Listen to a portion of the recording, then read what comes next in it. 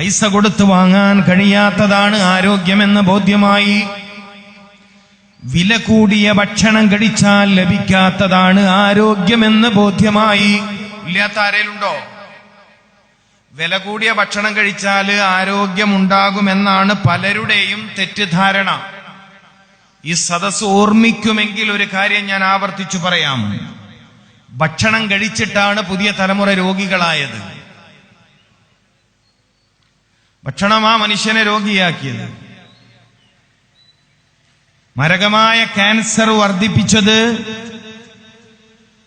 കാഞ്ഞങ്ങാട് പ്രദേശത്തെ വല്ലാതെ കിഡ്നി രോഗികളെ സൃഷ്ടിച്ചത്, ക്യാൻസർ രോഗികളെ സൃഷ്ടിച്ചത്, കാഞ്ഞങ്ങാടിന്റെ മറ്റൊരു വലിയ ദുരന്തം കരള് രോഗം വർദ്ധിക്കുന്നു എന്നതല്ലേ?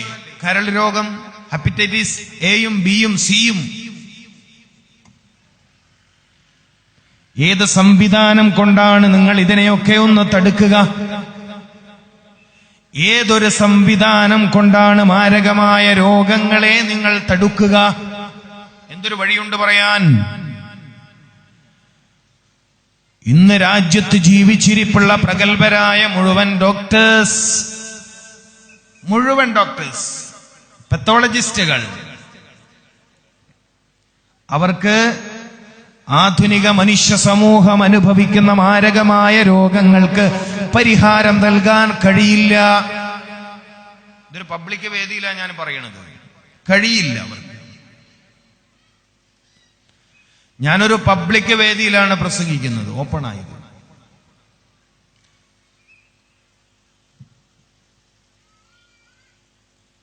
നിങ്ങളുടെ മുന്നിലുള്ള നൂതന സംവിധാനങ്ങൾ കൊണ്ട്, നിങ്ങളുടെ പരിചയത്തിലുള്ള അതിനൂതന സംവിധാനങ്ങൾ കൊണ്ട് മനുഷ്യന് മേൽ പടർന്നു പിടിക്കുന്ന മാരകമായ രോഗങ്ങളെ തടുത്തു നിർത്താൻ സാധ്യമല്ല. ഇത് ലോകാരോഗ്യ സംഘടനയ്ക്ക് ബോധ്യമായതാണ്, ഇന്ത്യൻ മെഡിക്കൽ അസോസിയേഷന് ബോധ്യമായതാണ്. നമുക്കങ്ങോട്ട് ബോധ്യമായിട്ടില്ല എന്നേ ഉള്ളൂ. പാറപ്പള്ളി മക്കാം ഉറൂസിന്റെ വേദിയിൽ എന്തിനാണ് ഇങ്ങനെയൊരു വിഷയം സംസാരിക്കുന്നത് എന്ന് നിങ്ങളിൽ ആർക്കെങ്കിലും സംശയമുണ്ടെങ്കിൽ ഒന്ന് കേൾക്കണേ. ഇസ്ലാമിലെ ഏറ്റവും പ്രധാനമുള്ള വിഷയമാണ് മനുഷ്യന്റെ ആരോഗ്യം. അസ്സിഹ്ഹതു നിഅമതും മിനൽ ജന്നഹ്. ഭൗതിക ലോകത്ത് മനുഷ്യൻ അനുഭവിക്കുന്ന സ്വർഗീയമായ അനുഗ്രഹത്തിന്റെ പേരാണ് ആരോഗ്യമെന്ന് തിരിച്ചറിയണം. നീ ഹിദായത്തിന് വേണ്ടി അള്ളാഹ്നോട് ചോദിച്ചു കഴിഞ്ഞാൽ, പാറപ്പള്ളി മക്കാം ഉറൂസിന്റെ സദസ്സിൽ എന്തിനാണ് രോഗവും മരുന്നും ഒരു പ്രസംഗമായി പറയണത് എന്ന് ആർക്കെങ്കിലും സംശയം ഉണ്ടെങ്കിൽ അവർ കേൾക്കണം. ഇസ്ലാമിൽ ഏറ്റവും പ്രധാനമുള്ള ഇൽമ് ഇതാണ്. വിശുദ്ധ ഇസ്ലാമിൽ, പരിശുദ്ധമായ ഇസ്ലാമിൽ ഏറ്റവും പ്രാധാന്യമുള്ള ഇൽമിതാണ്. ഇൽമുൽ അബ്ദാൻ. ഇൽമുൽ അബ്ദാൻ എന്ന് പറഞ്ഞാൽ ശരീരത്തെക്കുറിച്ചുള്ള അറിവാ. ശാരീരികമായ നിലനിൽപ്പിന്റെ അറിവാണത്. ശാരീരികമായ ശക്തിയുടെ അറിവാണത്. ഇന്നിപ്പോ വെള്ളിയാഴ്ച അസ്തമിച്ച രാത്രിയാണ്. വെള്ളിയാഴ്ച എന്ന് പറയുമ്പോൾ മനുഷ്യ ജീവിതത്തിലെ വളരെ പ്രധാനപ്പെട്ട ദിവസമാണ്. യൗമുൽ ജുമുഅ, ലൈലത്തുൽ ജുമുഅ എന്നൊക്കെ പറഞ്ഞാൽ മനുഷ്യാരോഗ്യവുമായി വളരെ പ്രധാനപ്പെട്ട ദിവസമാണത്.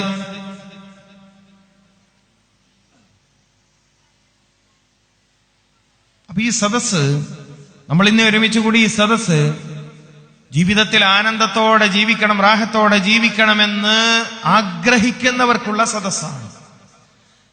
നിത്യവേദന കൊണ്ട് ജീവിതം ദുരിതത്തിലാവരുത് എന്ന് ആഗ്രഹിക്കുന്നവർക്കുള്ള സദസ്സാണ്. നിത്യവേദന കൊണ്ട് ജീവിതത്തിൽ ദുരിതങ്ങൾ ഉണ്ടാവരുത് എന്ന് ആഗ്രഹിക്കുന്നവർക്കുള്ള സദസ്സാണ്. കേരളീയരുടെ ഏറ്റവും വലിയ ദുര്യോഗമെന്ന് പറയുന്നത്, കേരളീയരുടെ ഏറ്റവും വലിയ പ്രയാസമെന്ന് പറയുന്നത് മരുന്നുകൾ കാരണം മാരകമായ രോഗം പിടികൂടിയവരാണ്. കഴിക്കുന്ന മരുന്നുകൾ കാരണം മാരകമായ രോഗങ്ങൾ പിടികൂടിയവരാണ് നമ്മുടെ ദേശത്തുള്ളവർ. അലോപ്പതി മരുന്ന്, ഹോമിയോപ്പതി മരുന്ന്, ആയുർവേദ മരുന്ന് എന്നൊക്കെ കേട്ട കൂട്ടത്തിൽ ഞാൻ ഈ അടുത്ത് കേട്ടൊരു മരുന്നിന്റെ പേരാണ് ചാത്തൻ മരുന്ന്. ചാത്തൻ മരുന്ന് എന്ന് ഇവിടെ പറയലുണ്ടോ? ചാത്തൻ എന്തിനാ പറയാ? കുട്ടിച്ചാത്തൻ എന്ന് കേട്ടിട്ടുണ്ട്, അതിന്റെ വലിയ ചാത്തനുണ്ട്. ചാത്തൻ മരുന്ന് കേരളത്തിൽ സുലഭമായി വിറ്റഴിക്കപ്പെടുന്ന ഒരു മരുന്ന് പേരാണ് ചാത്തൻ മരുന്ന്.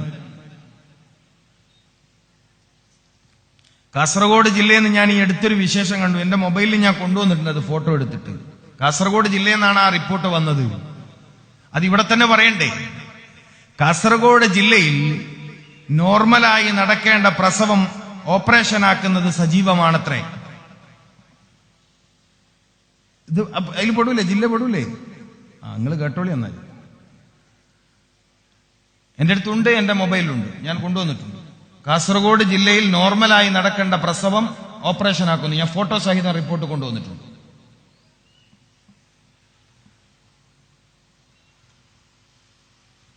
അല്ലെങ്കിലേ എൻഡോസൾഫാൻ ദുരിതത്തിലാണ് ഈ ജില്ല. മറ്റൊന്ന്, കോളാപാനീയങ്ങളുടെ ദുരിതത്തിലാണ് ഈ ജില്ല. കോളാപാനീയങ്ങൾ ഏറ്റവും കൂടുതൽ ഉപയോഗിക്കുന്ന നാട്ടുകാരാണ് നിങ്ങളുടെ നാട്ടുകാർ. കോളാപാനീയങ്ങൾ സംസം പോലെ ബഹുമാനിക്കുന്നില്ല നിങ്ങള്.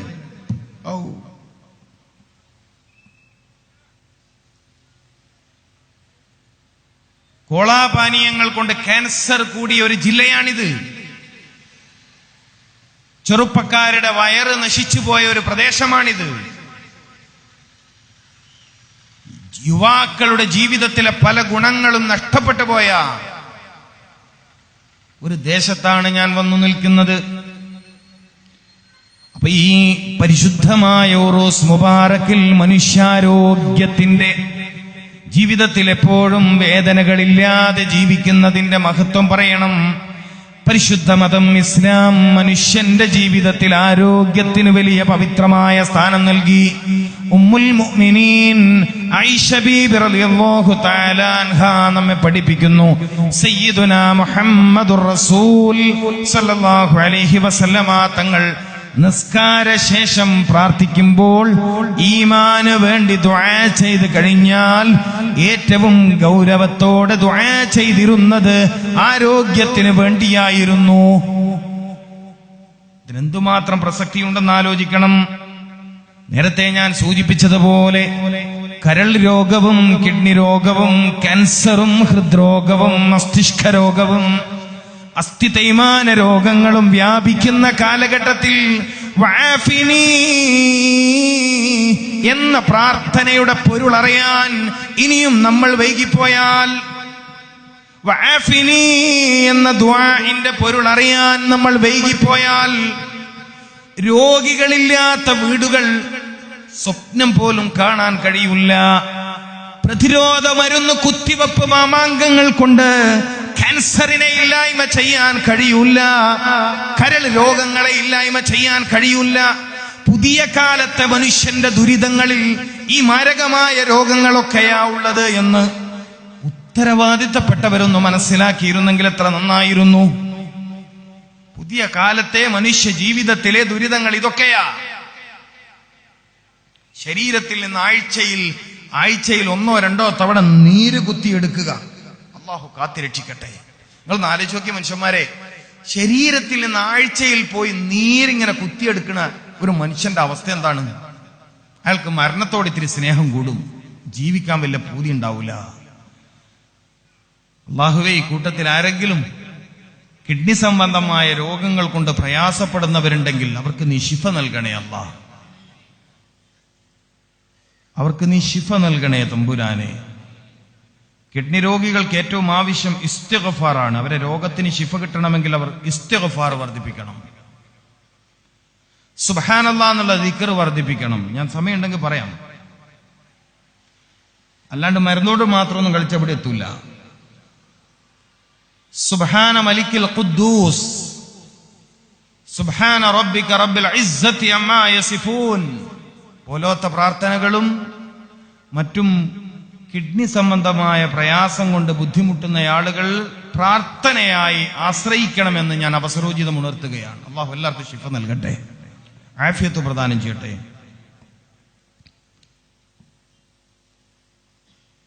അപ്പൊ വഅഫിനി എന്ന ദുആഇന്റെ ഗൗരവം നമ്മളൊന്ന് പഠിക്കണം.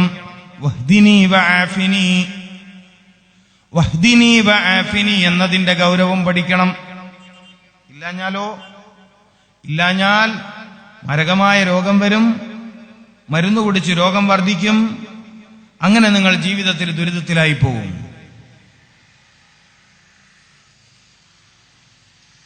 ഇസ്ലാം അതുകൊണ്ട് തന്നെ മനുഷ്യന്റെ ആരോഗ്യത്തെ വളരെ ഗൗരവത്തോടെ കാണുന്നു. നീ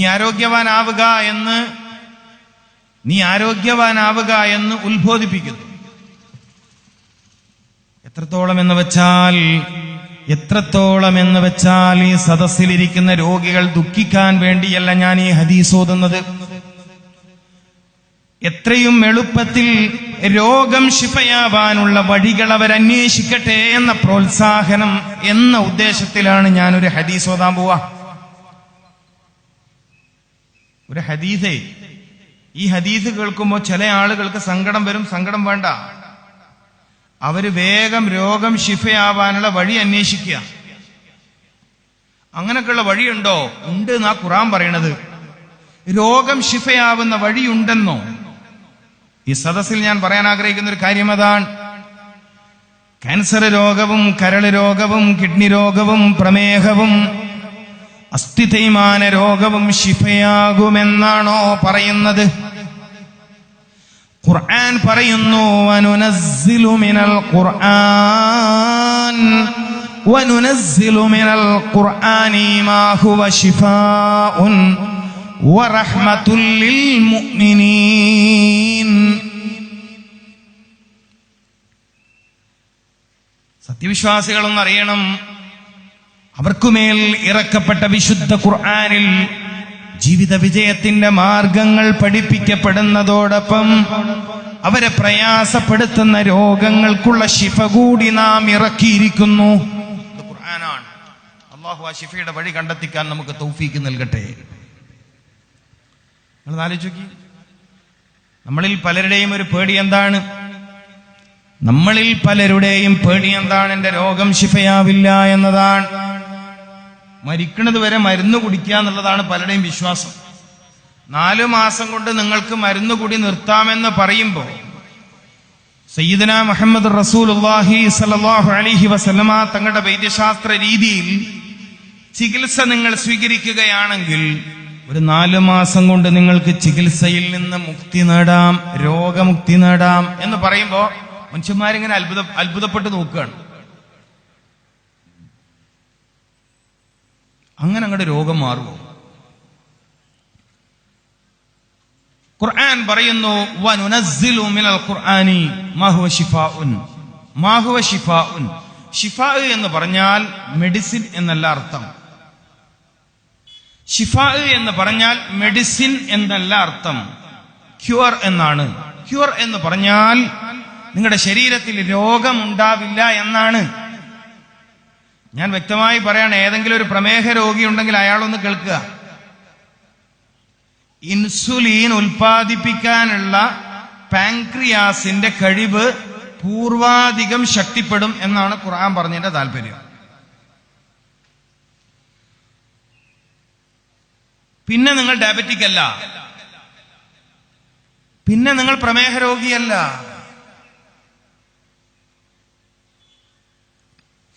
ഇത് ഇസ്ലാമിക സമൂഹവും ഇസ്ലാമികേതര സമൂഹവും അംഗീകരിച്ച കാര്യമാണ്.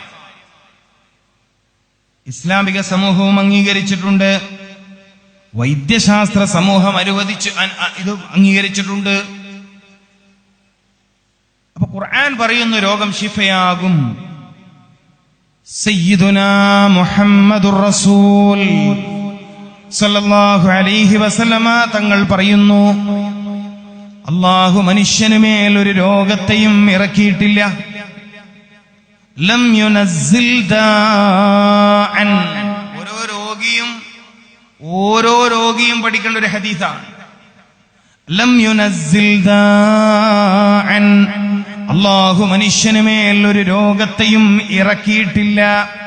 ഇല്ലാ അൻസല ലഹു ശിഫാ. ആ രോഗത്തിന്റെ ശിഫയെ ഇറക്കിയിട്ടല്ലാതെ, അള്ളാഹു ഒരു രോഗത്തെയും മനുഷ്യന് മേൽ ഇറക്കിയിട്ടില്ല.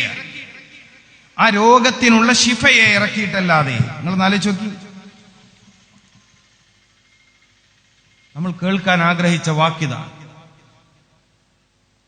ഓരോ രോഗിയും ഈ ഹദീസിന്റെ വചനം ഓരോ ദിവസത്തിന്റെയും തുടക്കത്തിൽ പറഞ്ഞാൽ തന്നെ എത്ര റാഹത്തുള്ള ജീവിതം അയാൾക്ക് നയിക്കാൻ കഴിയും.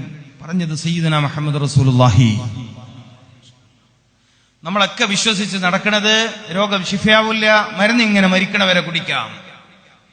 രോഗം ശിഫയാവില്ല, മരിക്കണത് വരെ മരുന്ന് കുടിക്കാം. എന്നാൽ വമാ യന്തിഖു അനിൽ ഹവാ വമാ യന്തിഖു അനിൽ ഹവാ ഇല്ലാ വഹ്യു യൂഹാ. സൂറത്തുൻ നജ്ം. വിശുദ്ധ ഖുർആനിൽ സയ്യിദുനാ മുഹമ്മദുർ റസൂൽ സല്ലല്ലാഹു അലൈഹി വസല്ലമ തങ്ങളുടെ സംസാരത്തെ പരിചയപ്പെടുത്തുകയാണ്. വമാ യന്തിഖു അനിൽ ഹവാ. തോന്നിയതുപോലെ സംസാരിക്കൂല. തോന്നിയതുപോലെ സംസാരിക്കുന്ന ശീലം, മനസ്സിൽ തോന്നണതൊക്കെ വിളിച്ചു പറയുന്ന ശീലം സയ്യിദുനാ മുഹമ്മദുർ റസൂൽ സല്ലല്ലാഹു അലൈഹി വസല്ലമ തങ്ങൾക്കില്ല. പിന്നെ എങ്ങനെ സംസാരം? പിന്നെ എങ്ങനെ അവിടുന്ന് സംസാരിക്കണത്? ഇൻ ഹുവ ഇല്ലാ വഹ്യുൻ യൂഹാ. അല്ലാഹുവിൽ നിന്നുള്ള വഹി പ്രകാരമല്ലാതെ, അല്ലാഹുവിൽ നിന്നുള്ള വഹി പ്രകാരമല്ലാതെ തിരുദൂതർ ഒന്നും നമ്മോട് പറയില്ല. അവിടുന്ന് പറയാ, നിന്റെ രോഗം ശിഫയാകുമെന്ന്. നിന്റെ രോഗം ശിഫയാകുമെന്നാണ് മുത്ത് നബി സല്ലല്ലാഹു അലൈഹി വസല്ലമ തങ്ങൾ പറയണത്. പിന്നെന്തിനാ പേടിക്കണത്? പിന്നെന്തിനാ നിങ്ങൾ പേടിക്കണം? എന്റെ രോഗം മാറൂല എന്ന് കരുതിയിട്ട്. മാറൂല എന്ന് വിചാരിക്കുന്ന ഡോക്ടർമാരുടെ അടുത്ത് പോണോണ്ടാ രോഗം പ്രത്യേകിച്ചും മാറാത്തത്. ഞാൻ പറയാൻ ഉദ്ദേശിച്ച ഹദീസ് ഇതല്ല. ഞാൻ പറയാൻ ഉദ്ദേശിച്ചത് ഈ സദസ് ഗൗരവത്തോടെ പഠിക്കേണ്ട മറ്റൊരു ഹദീസാണ്. കിതാബ് മുസ്ലിമിൽ ബാബുൽ ഖദർ എന്ന അധ്യായത്തിൽ വന്ന ഹദീസാണ്. എന്താ ഹദീസ്? അൽ മുഅ്മിനുൽ ഖവിയ്യു. ഒന്നെല്ലാരും ശ്രദ്ധയോടെ കേൾക്കേണ്ട ഹദീസാണിത്. അൽ മുഅ്മിനുൽ ഖവിയ്യു ഖൈറുൻ വഅഹബ്ബു ഇലല്ലാഹ്. അല്ലാഹു കൂട്ടത്തിൽ നമ്മൾക്ക് ചേർത്ത് തരട്ടെ പ്രിയപ്പെട്ടവരെ. ഇത് സയ്യിദനാ മുഹമ്മദ് റസൂലുള്ളാഹി സല്ലല്ലാഹു അലൈഹി വസല്ലമ തങ്ങളുടെ വാക്കാണ്. ഞാൻ ഈ സദസ്സിനോടൊരു ചോദ്യം ചോദിക്കട്ടെ. ദുനിയാവിലെ റാഹത്തായി ജീവിക്കണം എന്നല്ലേ നിങ്ങളെല്ലാവരുടെയും ആഗ്രഹം? നിശ്ചയം ഈ സദസ്സ് നിങ്ങളെ അതിനെ സഹായിക്കും, എനിക്ക് ഉറപ്പുണ്ട്. ജീവിക്കുന്ന കാലം മുഴുവൻ റാഹത്തോടെ ജീവിക്കണമെന്ന് ആഗ്രഹിക്കുന്നവർക്ക് ഈ മജ്ലിസ് ഒരു മുസ്തശ്ഫയാണ്. മുസ്തശ്ഫ എന്ന് പറഞ്ഞാൽ രോഗം ശിഫയാകുന്ന സ്ഥലമാണ്. അല്ലാഹു അങ്ങനെ ആക്കി തരട്ടെ. രോഗം ശിഫയാകുന്ന സ്ഥലമാണ് ഈ മജ്ലിസ്. മുസ്തശ്ഫ അല്ലെങ്കിൽ മജ്ലിസു ശിഫാ, മജ്ലിസുൽ ഇൽം, മജ്ലിസു ശിഫാ. അതുകൊണ്ട് രോഗികൾ ശ്രദ്ധയോടെ ഇരിക്കുക. രോഗം വന്ന് ദുരിതത്തിലാവരുത് എന്നാഗ്രഹിക്കുന്നവരും ശ്രദ്ധയോടെ ഇരിക്കുക. രണ്ടു കൂട്ടർക്കും വേണ്ടി പറയുകയാണ്. അൽ മുഅ്മിനുൽ ഖവിയ്യു, ആരോഗ്യവാനായ സത്യവിശ്വാസി, ഖൈറുൻ വഅഹബ്ബു ഇലല്ലാഹ്, അല്ലാഹുവിങ്കൽ ഏറ്റവും ഖൈറായവൻ, അല്ലാഹുവിങ്കൽ ഏറ്റവും ഖൈറായവൻ, വഅഹബ്ബു ഇലല്ലാഹ്, അല്ലാഹുവിന് ഏറ്റവും ഇഷ്ടമുള്ളവൻ. ആരേക്കാൾ? മിനൽ മുഅ്മിനിൽ ളഈഫ്. ഞാൻ ആവർത്തിച്ചു പറയുന്നു, ഇത് രോഗികളെ സങ്കടപ്പെടുത്താൻ പറയുന്നതല്ല. ഞാൻ ഈ രോഗികളെ സങ്കടപ്പെടുത്താനല്ല ഈ ഹദീസ് പറയുന്നത്. നിങ്ങൾ വേഗം രോഗത്തിൽ നിന്ന് രക്ഷപ്പെടാനുള്ള വഴി നോക്കിക്കോളി. ഖുർആനിലുണ്ട്, ഹദീസിലുണ്ട്. തിബ്ബുൻ നബവി എന്ന, പ്രൊഫറ്റോപ്പതി എന്ന, ഇസ്ലാമിക് മെഡിസിൻ എന്ന ലോകം വാഴ്ത്തിയ മെഡിക്കൽ സയൻസിൽ സർവരോഗ ശമനത്തിന്റെ വഴിയുണ്ട്. ഈ അടുത്ത് മരിച്ചുപോയ സ്റ്റീഫൻ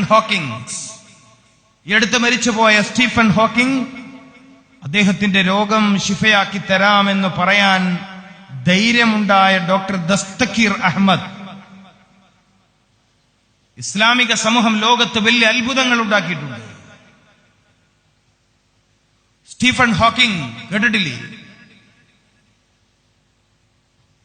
പ്രതിദിനം ജീവൻ നിലനിർത്താൻ ലക്ഷക്കണക്കിന് ഡോളർ അമേരിക്കക്കും അനുബന്ധ രാജ്യത്തിനും ചെലവ് വന്നിരുന്നു അദ്ദേഹത്തെ ജീവൻ നിലനിർത്താൻ. 40 ദിവസം കൊണ്ട് ഖുർആനികമായ വൈദ്യശാസ്ത്രത്തിലൂടെ സ്റ്റീഫൻ ഹോക്കിങ്ങിനെ എഴുന്നേൽപ്പിച്ച് നടത്താൻ എനിക്ക് കഴിയുമെന്ന് വേൾഡ് ഹെൽത്ത് ഓർഗനൈസേഷനോട് വിളിച്ചു പറയാൻ മാത്രം ഖുർആൻ കയ്യിൽ പിടിച്ച ഒരാൾക്ക് ധൈര്യമുണ്ടായിട്ടുണ്ട്. പിന്നെ നിങ്ങൾ എന്തിനാ പേടിക്കണത്? ഏതൊരു കാര്യത്തിൽ നിങ്ങൾ പേടിക്കണം?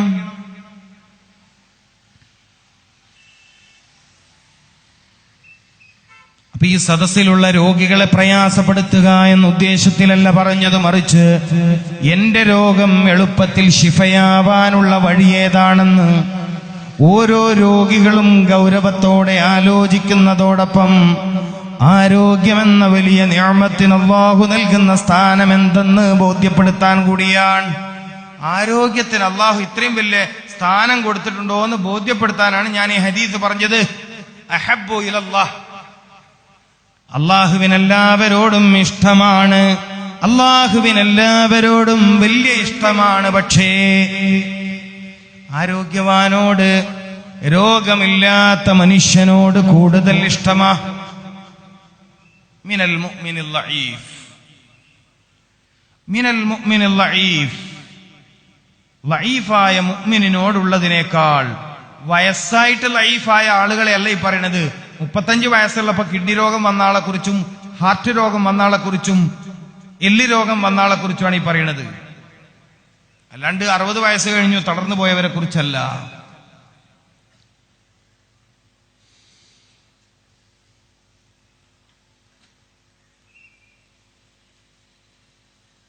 നിങ്ങൾ നന്നായി ചിന്തിക്കുക. നിങ്ങളോടൊരു കാര്യം കൂടി ഞാൻ പറയട്ടെ.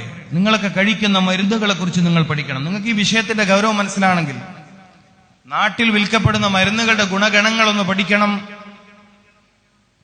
അപ്പോഴേ പുതിയ മനുഷ്യൻ ആരോഗ്യം ഉണ്ടാക്കാൻ മറ്റു വല്ല വഴിയുമുണ്ടോ എന്ന് ആലോചിക്കുകയുള്ളൂ.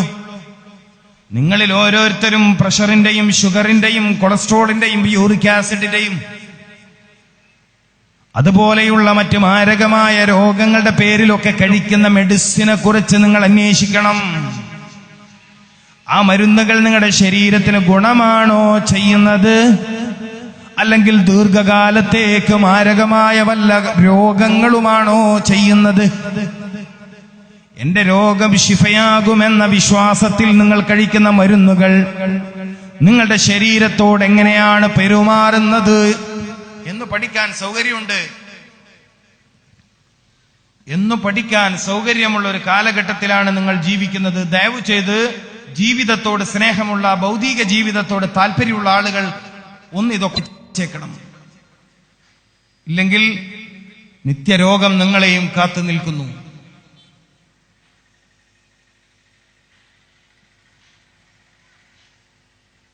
അപ്പൊ ഞാൻ പറഞ്ഞു വന്നത്, പരിശുദ്ധമായ ഇസ്ലാമിൽ മനുഷ്യന്റെ ആരോഗ്യത്തിന് വലിയ പവിത്രമായ സ്ഥാനമുണ്ട്. ഖുർആനിലുണ്ട്, ഹദീസിലുണ്ട്, അഇമ്മത്തിന്റെ ജീവിതത്തിലുണ്ട്.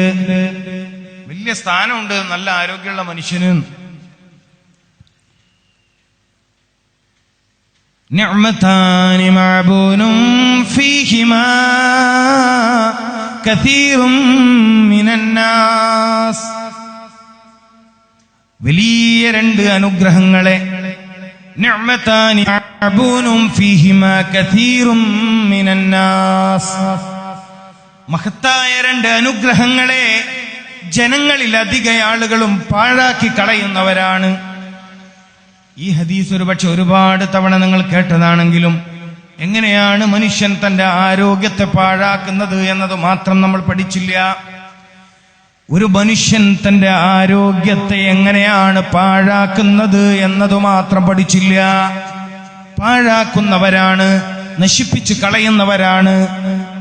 നിഅമതാനി മഅബൂനും ഫീഹിമാ കസീറും മിനന്നാസ് അസ്ഹഹതു വൽ ഫറാഗ്.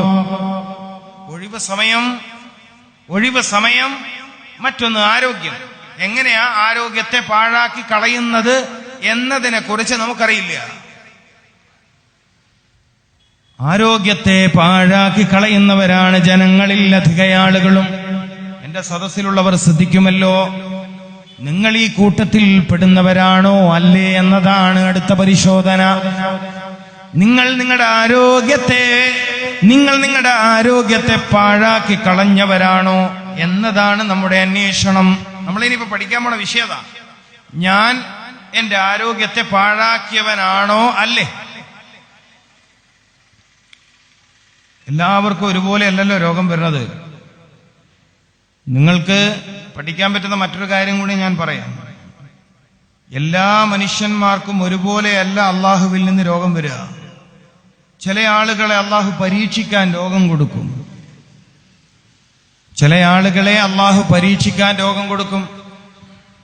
എന്നാൽ ചില ആളുകൾക്ക് രോഗം വരുന്നതോ, ചില ആളുകൾക്ക് രോഗം വരുന്നത് പരീക്ഷിക്കാൻ കൊടുത്ത രോഗമല്ല. ചില ആളുകൾക്ക് അള്ളാഹു രോഗം കൊടുക്കുന്നത് അവന്റെ ളുൽമിനുള്ള ശിക്ഷയായിട്ടാണ് രോഗം കൊടുക്കുന്നത്.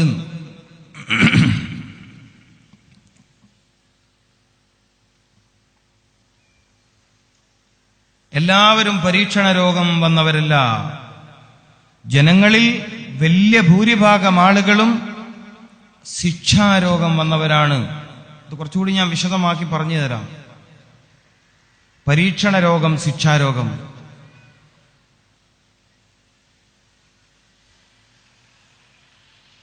പുതിയ കാലത്തെ പല രോഗങ്ങളും പരീക്ഷണ രോഗമല്ലെന്നാണ് ബോധ്യമായിട്ടുള്ളത്.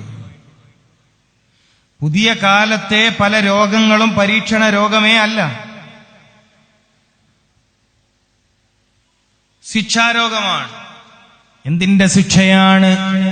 എന്തിന്റെ ശിക്ഷയാണെന്ന് ചോദിക്കുമ്പോഴാണ് ഈ ഹദീസ് ഓർമ്മ വരുന്നത്. ഏത് ഹദീസ്?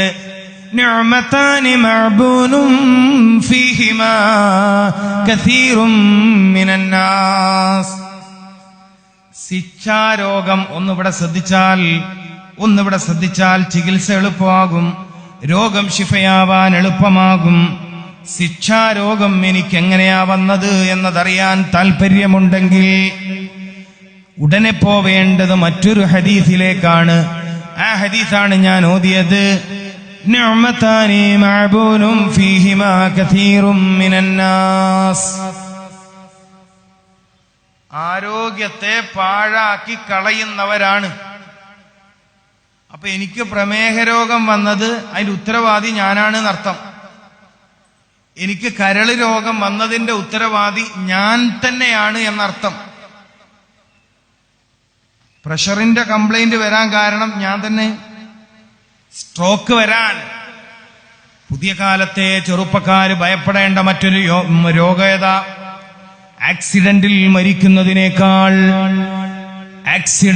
മരിക്കുന്നതിനേക്കാൾ ഭയാനകമായ രൂപത്തിൽ കേരളത്തിൽ തലകറങ്ങി വീണിട്ടുള്ള മരണത്തിന്റെ എണ്ണം കൂടുകയാണ്.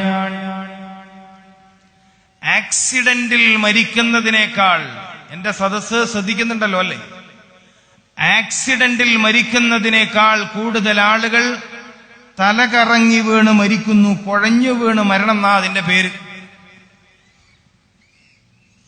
കുഴഞ്ഞു വീണ് മരണം. രാത്രി ഉറങ്ങൽ വൈകുക, മൊബൈൽ ഫോണിന്റെ ഉപയോഗം കൂടുക, തലയുടെ അടുത്ത് മൊബൈൽ ഫോൺ വെച്ച് കിടന്നുറങ്ങുക.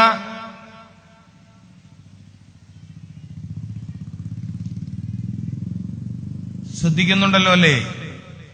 ഇത്തരം കാരണങ്ങൾ തലയുടെ ഭാഗത്താ മൊബൈൽ ഫോൺ വെക്കുന്നേ.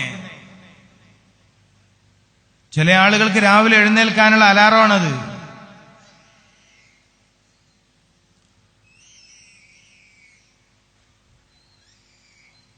അപ്പോ നിഅ്മതാനി മഅബൂനും ഫീഹിമാ കസീറും മിനന്നാസ് എന്ന് പറഞ്ഞതിന്റെ താല്പര്യം നിങ്ങൾ മനസ്സിലാക്കണം.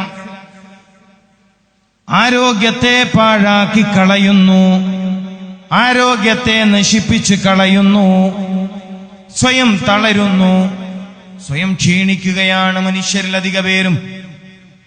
അങ്ങനെ പറയുമ്പോൾ ഈ വിഷയത്തിന്റെ ഒരു ഭാഗം പോകുന്നത് എങ്ങോട്ടാണെന്നറിയുമോ? പുതിയ കാലത്തെ മനുഷ്യന്മാർക്ക് സുലഭമായി ഭക്ഷണം ലഭിക്കുമെങ്കിലും ആവശ്യമുള്ളത് തിന്നൂല്ല, ആവശ്യമില്ലാത്തത് വല്ലാതെ കഴിക്കുകയും ചെയ്യും. ഇതാണ് പുതിയ കാലത്തൊരു ശീലം. ആവശ്യമുള്ളത് തിന്നൂല്ല, ശരീരത്തിന് ആവശ്യമുള്ള ഭക്ഷ്യവസ്തുക്കൾ നമ്മൾ കൊടുക്കൂല. ഉദാഹരണം പറഞ്ഞാൽ ഒരു മനുഷ്യന് പ്രഭാതത്തിൽ അവന്റെ ശരീരത്തിന് രാവിലത്തെ ഭക്ഷണമായി ഒരു മനുഷ്യന്റെ ശരീരത്തിന് ഏറ്റവും നല്ലത് പഴങ്ങളാണ്. ഏറ്റവും നല്ലത് പഴമാണ്. നേന്ത്രപ്പഴവും ഈത്തപ്പഴവും അത്തിപ്പഴം പോലത്തെ നല്ല പഴങ്ങളാണ്. ആരാ കഴിക്കാൻ? ആരും കഴിക്കില്ല. പാഴാക്കി കളഞ്ഞവരിൽപ്പെട്ടു. എല്ലാ പ്രഭാതങ്ങളിലും പഴം കഴിക്കാത്തവർ, എല്ലാ പ്രഭാതങ്ങളിലും ലഭ്യമാകുമെങ്കിൽ പഴം കഴിക്കാത്തവർ ആരോഗ്യത്തെ പാഴാക്കി കളഞ്ഞവരാണ്. മഅബൂനും ഫീഹിമാ കസീറും മിനന്നാസ്. ഗർഭിണിയായ സമയത്തൊരു പെൺകുട്ടി ഈത്തപ്പഴവും ഏത്തപ്പഴവും അതുപോലെ പപ്പായയും പഴുത്തത് ഒക്കെ കഴിച്ചില്ലെങ്കിൽ അവളുടെ ആരോഗ്യത്തെ പാഴാക്കി കളഞ്ഞവളാണ്. ഉദാഹരണം പറഞ്ഞതാണ്. നിങ്ങളുടെ ആരോഗ്യത്തെ പാഴാക്കി കളയുന്നു എന്നത് ബോധ്യപ്പെടുത്താൻ ഉദാഹരണം പറഞ്ഞതാ.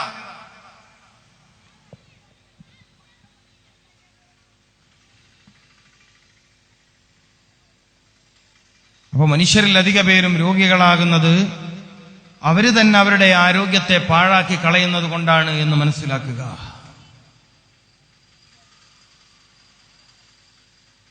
ആവശ്യമുള്ളത് തിന്നൂല്ല. ഞാൻ പറഞ്ഞു വന്ന കാര്യം അതാണ്. ആവശ്യമുള്ളത് തിന്നൂല്ല, അനാവശ്യമായത് കഴിക്കും. ഈ കാലത്തൊരു പ്രശ്നം അതാ. വെള്ളം കുടിക്കൂല. പലരും വെള്ളം കുടിക്കുന്നതിന്റെ അളവ് വളരെ കുറവാ. പുതിയ കാലത്തൊരു പ്രശ്നം എന്താ? കേരളത്തിന്റെ ഇപ്പോഴത്തെ പ്രശ്നം എന്താ? ചൂട് കൂടുതലാണ്. ചൂട് കാലത്ത് നിങ്ങളുടെ ശരീരത്തെ പ്രതിരോധിക്കേണ്ടതില്ലേ? മൂത്രാശയ സംബന്ധമായ രോഗങ്ങൾ വരാതിരിക്കാൻ, ഉഷ്ണസംബന്ധമായ രോഗങ്ങൾ വരാതിരിക്കാൻ, സൂര്യാഘാതം പോലത്തെ പ്രശ്നങ്ങൾ ശരീരത്തിൽ ഏൽക്കാതിരിക്കാൻ,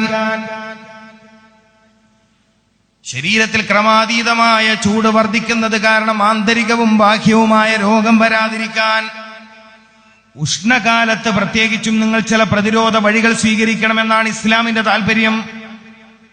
നബി സല്ലല്ലാഹു അലൈഹി വസല്ലമ തങ്ങളുടെ സുന്നത്തിന്റെ താല്പര്യം അതാണ്.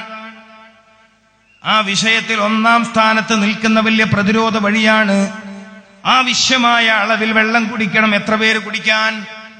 വീട്ടിലിരിക്കുന്ന സ്ത്രീകൾ വെള്ളം കുടിക്കൽ വളരെ കുറവാണ്. ഞാൻ കാണിക്കാൻ വരുന്ന, കൺസൾട്ടിങ്ങിന് വരുന്ന രോഗികളോടേക്കും വെള്ളം കുടിക്കാറുണ്ടോ? അത്യാവശ്യം കുടിക്കും. അത്യാവശ്യം കുടിക്കുന്ന പറഞ്ഞാൽ ഊണയിക്കും അച്ചാറൊക്കെ തൊട്ട് കൂട്ടണമായിരിക്കും. 2, 3, 4 മാത്രം ഗ്ലാസ് കുടിക്കുന്ന ആളുകളുണ്ട്.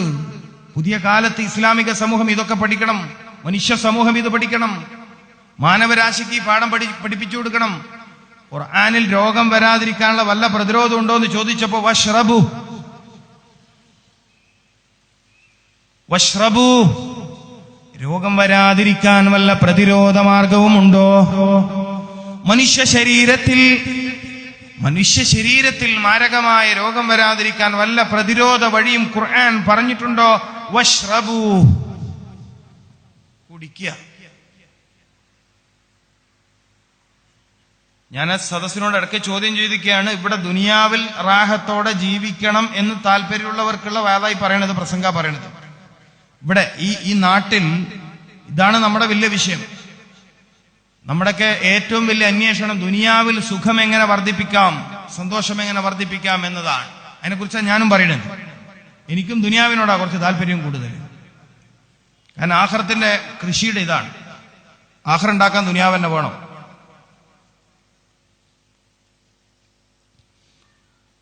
ഈ കഠിനമായി പൊള്ളുന്ന ചൂട് കാലത്ത് ശരീരത്തിൽ ചൂടില്ലാതെ ജീവിക്കാൻ കഴിയുന്ന ഒരു സംവിധാനം പരിശുദ്ധ ഇസ്ലാം പഠിപ്പിച്ചിട്ടുണ്ട് എന്ന് പറയുമ്പോൾ ഈ മതം എത്ര വലിയൊരു മതമാണ്.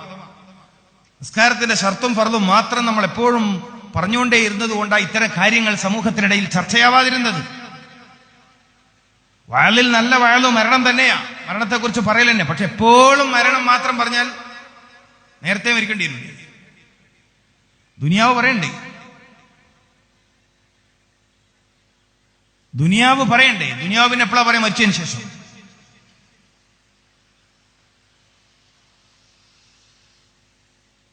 ചൂട് വല്ലാതെ വർദ്ധിച്ച കാലഘട്ടത്തിൽ ഇമാം റംലി റഹ്മത്തുള്ളാഹി അലൈഹിയെ നമ്മൾ ഓർമ്മിക്കണം. വൈദ്യശാസ്ത്ര ലോകത്തെ വലിയ പണ്ഡിതനാണ് ഇമാം റംലി റഹ്മത്തുള്ളാഹി അലൈഹി. മുഫസ്സിറാണ് അദ്ദേഹം. ഖുർആന് തഫ്സീർ എഴുതിയ പണ്ഡിതനാണ് അദ്ദേഹം. റംലി റഹ്മത്തുള്ളാഹി അലൈഹിയോട് രോഗം വരാതിരിക്കാനുള്ള പ്രതിരോധ വഴി ഖുർആനിൽ പറഞ്ഞിട്ടുണ്ടോ എന്ന് ചോദിച്ചപ്പോ അദ്ദേഹം പറഞ്ഞ മറുപടിയിലെ ഒരു പ്രയോഗം, അദ്ദേഹം പറഞ്ഞ മഹാനുഭാവൻ പറഞ്ഞ മറുപടിയിലെ ഒരു പദപ്രയോഗം മാത്രം ഞാൻ ഇവിടെ എടുക്കുകയാണ്. വശ്റബൂ വശ്റബൂ, നീ വെള്ളം കുടിക്കുക. പുതിയ കാലത്ത് മനുഷ്യരിൽ പലരും തളർന്നു പോയത് മതിയായ അളവിൽ വെള്ളം കുടിക്കാത്തത് കൊണ്ടാണ്. ഹൃദയത്തിന് ശക്തി ലഭിക്കണമെങ്കിൽ വെള്ളം കുടിക്കണം. ഹൃദയത്തിന് ശക്തി ലഭിക്കണമെങ്കിൽ വെള്ളം കുടിക്കണം.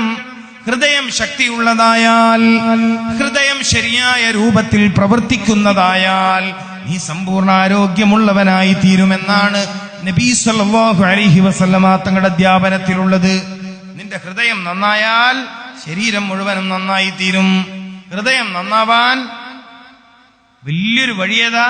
ഒരുപാട് വഴിയുണ്ട്. 10ൽ കൂടുതൽ വഴികൾ മഹാന്മാരായ പണ്ഡിതന്മാര് പഠിപ്പിച്ചിട്ടുണ്ട് ഹൃദയം നന്നാവാൻ. എന്നാ അതിലൊരു വഴിയേതാ? വെള്ളം കുടിക്കലാണ്. വെള്ളം മതിയായ അളവിൽ കുടിക്കലാണ്. എന്റെ പ്രിയപ്പെട്ട സഹോദരി സഹോദരന്മാരെ, നമ്മളിൽ പലരും ആവശ്യത്തിനുള്ള അളവിൽ വെള്ളം കുടിക്കാത്തവരാണ്. വശ്റബൂ, വെള്ളം കുടിക്കുക. പ്രത്യേകിച്ചും ചൂട് കാലത്ത്. ഇസ്ലാമിക ശാസ്ത്രപ്രകാരം ഒരു മനുഷ്യന് ഭക്ഷണം കഴിക്കണമെങ്കിൽ അയാൾക്ക് വിശക്കണം, ആഹാരം കഴിക്കണമെങ്കിൽ അയാൾക്ക് വിശക്കണം. എന്നാ വെള്ളം കുടിക്കണമെങ്കിലോ ദാഹിക്കേണ്ടതില്ല, വെള്ളം കുടിക്കണം.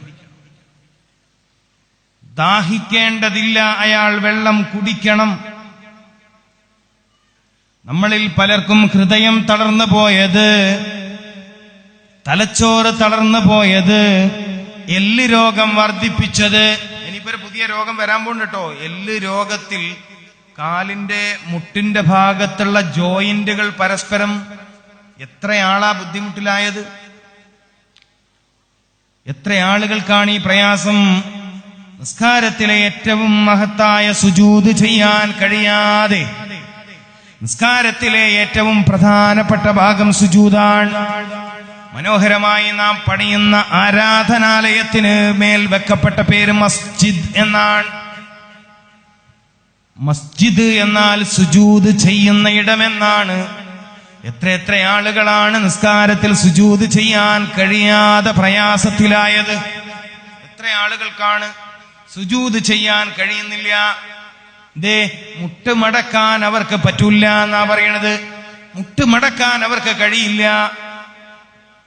മതിയായ അളവിൽ വെള്ളം കുടിച്ചിരുന്നുവെങ്കിൽ എല്ലുകൾക്ക് ശക്തി ലഭിക്കാൻ, അസ്ഥികൾക്ക് ശക്തി ലഭിക്കാൻ, നിന്റെ ശരീരത്തിലെ അസ്ഥികൾക്ക് ശക്തിയുണ്ടാവാൻ നീ ഏറ്റവും ശ്രദ്ധയോടെ കൈകാര്യം ചെയ്യേണ്ടിയിരുന്നത് വെള്ളത്തെയായിരുന്നു. വെള്ളം കുടിക്കണമായിരുന്നു. അപ്പൊ ശരാശരി ഒരു 2.5 ലിറ്റർ വെള്ളമെങ്കിലും ദിനം പ്രതി നാം കുടിക്കേണ്ടതുണ്ട്. 2.5 ലിറ്റർ വെള്ളമെങ്കിലും ദിനം പ്രതി നാം കുടിക്കേണ്ടതുണ്ട്. പച്ചവെള്ളത്തിന്റെ കാര്യമാ പറയുന്നത്, ചൂടാക്കി കുടിക്കുന്ന വെള്ളത്തെക്കുറിച്ചല്ല. ചൂടാക്കി കുടിക്കുന്ന വെള്ളത്തെ കുറിച്ചല്ല പറഞ്ഞത്. പച്ചവെള്ളം കുടിക്കണം. ശുദ്ധമായ കിണർ വെള്ളം നിങ്ങൾക്കുണ്ടെങ്കിൽ ദയവ് ചെയ്ത് മക്കൾക്ക് നിങ്ങൾ വെള്ളം ചൂടാക്കി കൊടുക്കരുത്. അതനാരോഗ്യപരമായ കാര്യമാണ്, അതനാരോഗ്യപരമായ ഏർപ്പാടാണ്. പച്ചവെള്ളം ശരീരത്തിന് ഗുണം ലഭിക്കാനാണ് കുടിക്കുന്നതെങ്കിൽ, ഹൃദയത്തിന് ശക്തി ലഭിക്കാനാണ് കുടിക്കുന്നതെങ്കിൽ, ദാഹം ശമിക്കാനാണ് കുടിക്കുന്നതെങ്കിൽ, മസ്തിഷ്കത്തിന് ഗുണം ലഭിക്കാനാണ് കുടിക്കുന്നതെങ്കിൽ ശുദ്ധമായ പച്ചവെള്ളം കുടിക്കുക. അല്ലാഹു തൗഫീഖ് ചെയ്യട്ടെ. ജനങ്ങൾക്കിടയിൽ തെറ്റായ ചില വിശ്വാസങ്ങൾ അങ്ങനെയുണ്ട്. എന്നാൽ കർണാടക സ്റ്റേറ്റിലെ ജനങ്ങൾ, തമിഴ്നാട്ടിലെ ജനങ്ങൾ, മഹാരാഷ്ട്രയിലെ ജനങ്ങൾ പച്ചവെള്ളം കുടിക്കുമ്പോ കേരളത്തിലെ ജനങ്ങൾ ചൂടാക്കി തണിഞ്ഞ വെള്ളം കുടിക്കും, ചൂടുവെള്ളം കുടിക്കും. കേരളത്തിലേക്കാണ് ലോഡ് കണക്കിന് മരുന്നും വരേണ്ടി വരുന്നത്. തമിഴ്നാട്ടിൽ മരുന്നുപയോഗിക്കുന്നവർ കുറവാ, രോഗികൾ കുറവാ. ഇന്ത്യയിലെ വലിയ രോഗികൾ താമസിക്കുന്നത് കേരളത്തിൽ. കാരണം എന്താ? കേരളക്കാർക്കൊരു വിശ്വാസമുണ്ട്, നമ്മൾ അത്യാവശ്യം വിവരമുള്ള ആളാണ്. എന്താ വിവരം? വെള്ളം ചൂടാക്കി കുടിക്കുക. എന്താ വിവരം? വെള്ളം ചൂടാക്കി കുടിക്കുക.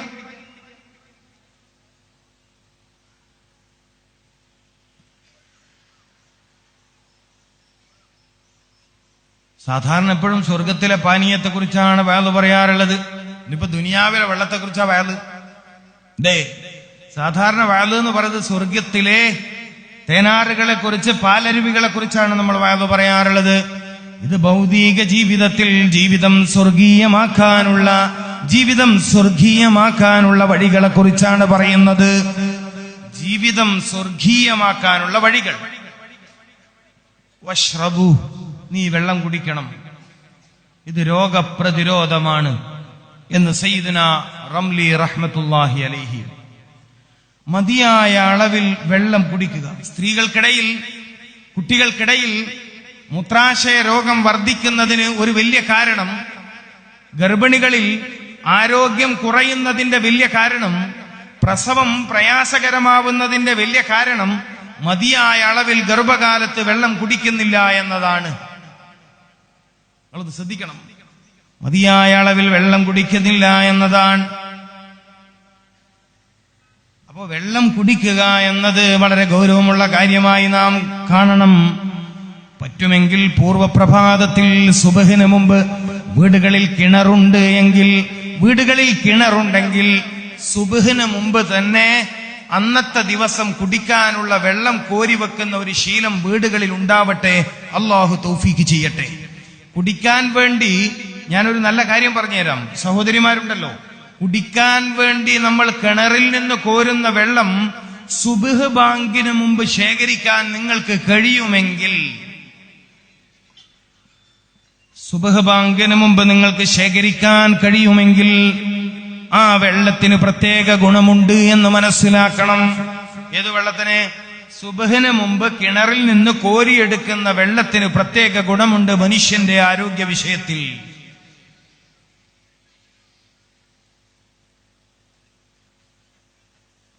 പറ്റുമെങ്കിൽ നിങ്ങൾ അത് ചെയ്യണം.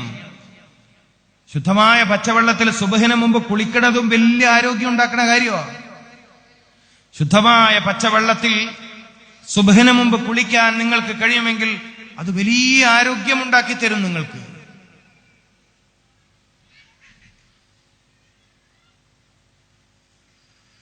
അപ്പോ പറഞ്ഞു വന്നത്, ശരിയായ രൂപത്തിൽ നമ്മൾ നമ്മുടെ ശരീരത്തോട് ഇടപെടൽ നടത്തണം. രോഗം വരാതിരിക്കാനുള്ള എളുപ്പമാർഗമാണിത്. മതിയായ അളവിൽ, ശരീരത്തിന് ആവശ്യമുള്ള അത്രയും അളവിൽ ശുദ്ധമായ പച്ചവെള്ളം കുടിക്കുക.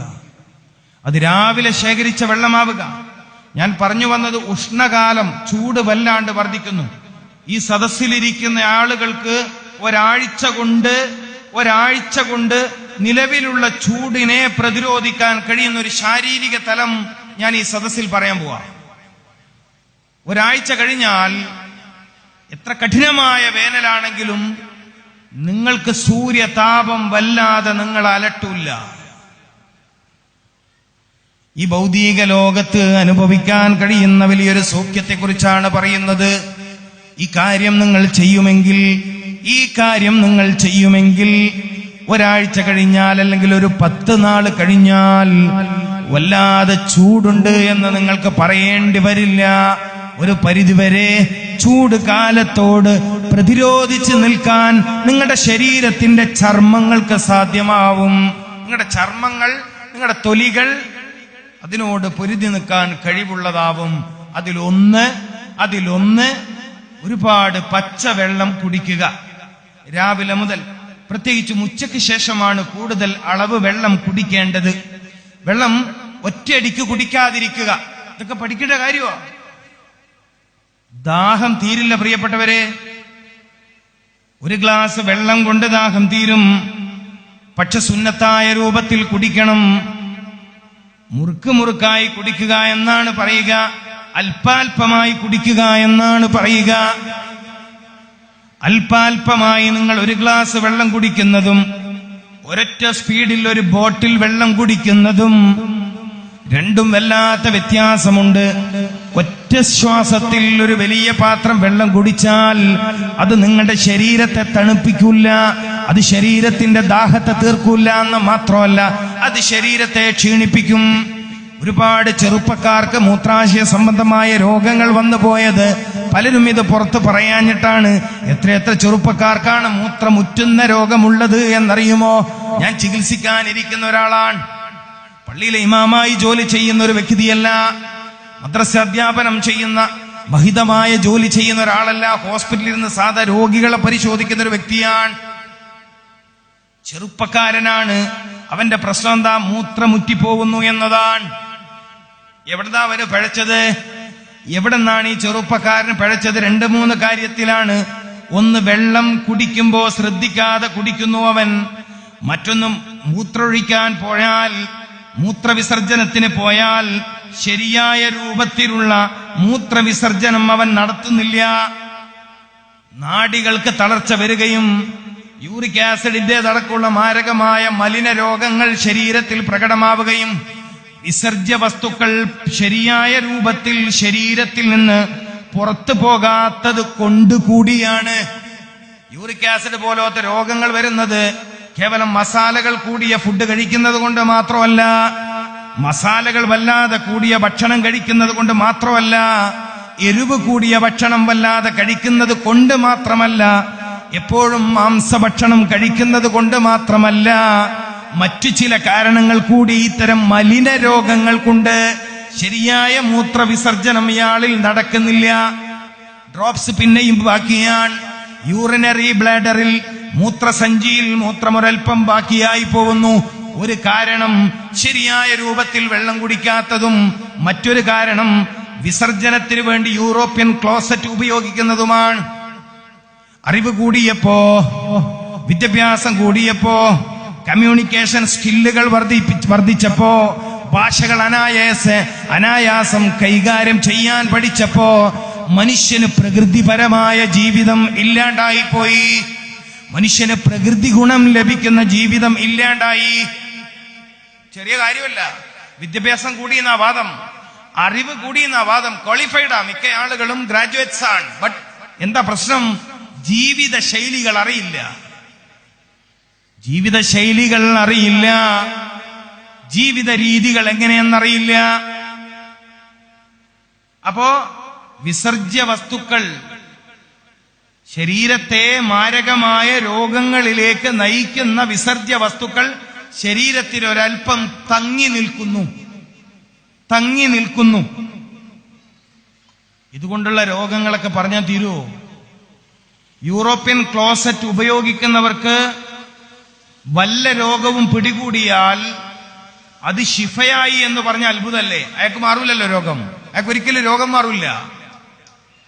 പിന്നെ മുട്ട് മടക്കാൻ പറ്റുന്നില്ല, തൽക്കാലം വേറെ വഴിയില്ല. മുട്ട് മടക്കിയേ തീരുന്നുണ്ടെങ്കിൽ കണ്ണൂരോട്ട് വരിക. അങ്ങനുണ്ട്. മുട്ടൊന്ന് മടക്കണം, പഴയ പോലെ ഇരിക്കണം എന്ന് പൂതിയുണ്ടെങ്കിൽ കണ്ണൂരോട്ട് വന്നാൽ അത് സാധ്യമാക്കി തരും. അതിനുള്ള വഴിയുണ്ട്. ആ കസാലമ്മൽ ഇരുന്നിട്ട് സുഖമുള്ള നിസ്കാരം ഉണ്ടല്ലോ, മണങ്ങണ്ട നീരണ്ട, ആ പരിപാടി നിർത്തുക. മുട്ട് മടക്കണോ? കണ്ണൂര് അതിന്റെ സംവിധാനമുണ്ട്. സുഖമായിട്ട് മുട്ട് മടക്കും, സുജൂദ് ചെയ്യും, അത്തഹിയ്യാത്തിലിരിക്കും, ഒക്കെ കഴിയും. ഞാൻ പറഞ്ഞു വന്നത് വെള്ളത്തെക്കുറിച്ചാണ് പറയാൻ കാരണം. ചൂട് വർദ്ധിച്ചിട്ടുണ്ട്, കഠിനമായ ചൂടാണ്, വരൾച്ചയാണ്. കാസർഗോഡ് ജില്ലയിലെ പ്രധാനപ്പെട്ട നദികളൊക്കെ കഴിഞ്ഞ തവണ തന്നെ വറ്റിയിട്ടുണ്ട്.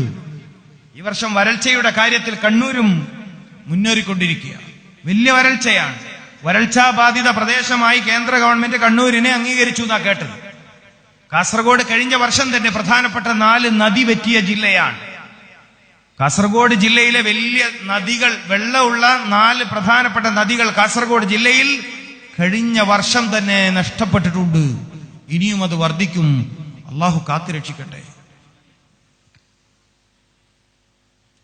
പറഞ്ഞു വന്ന വിഷയം എന്താണ്? ആകത്തുക പറഞ്ഞു വന്നത്, നാം ജീവിക്കാൻ ആഗ്രഹിക്കുന്ന ഭൗതിക ലോകത്തെ സുഖസന്തോഷങ്ങൾ നഷ്ടപ്പെടുന്നതിൽ നിന്ന് രക്ഷപ്പെടാനുള്ള വഴികളാണ്.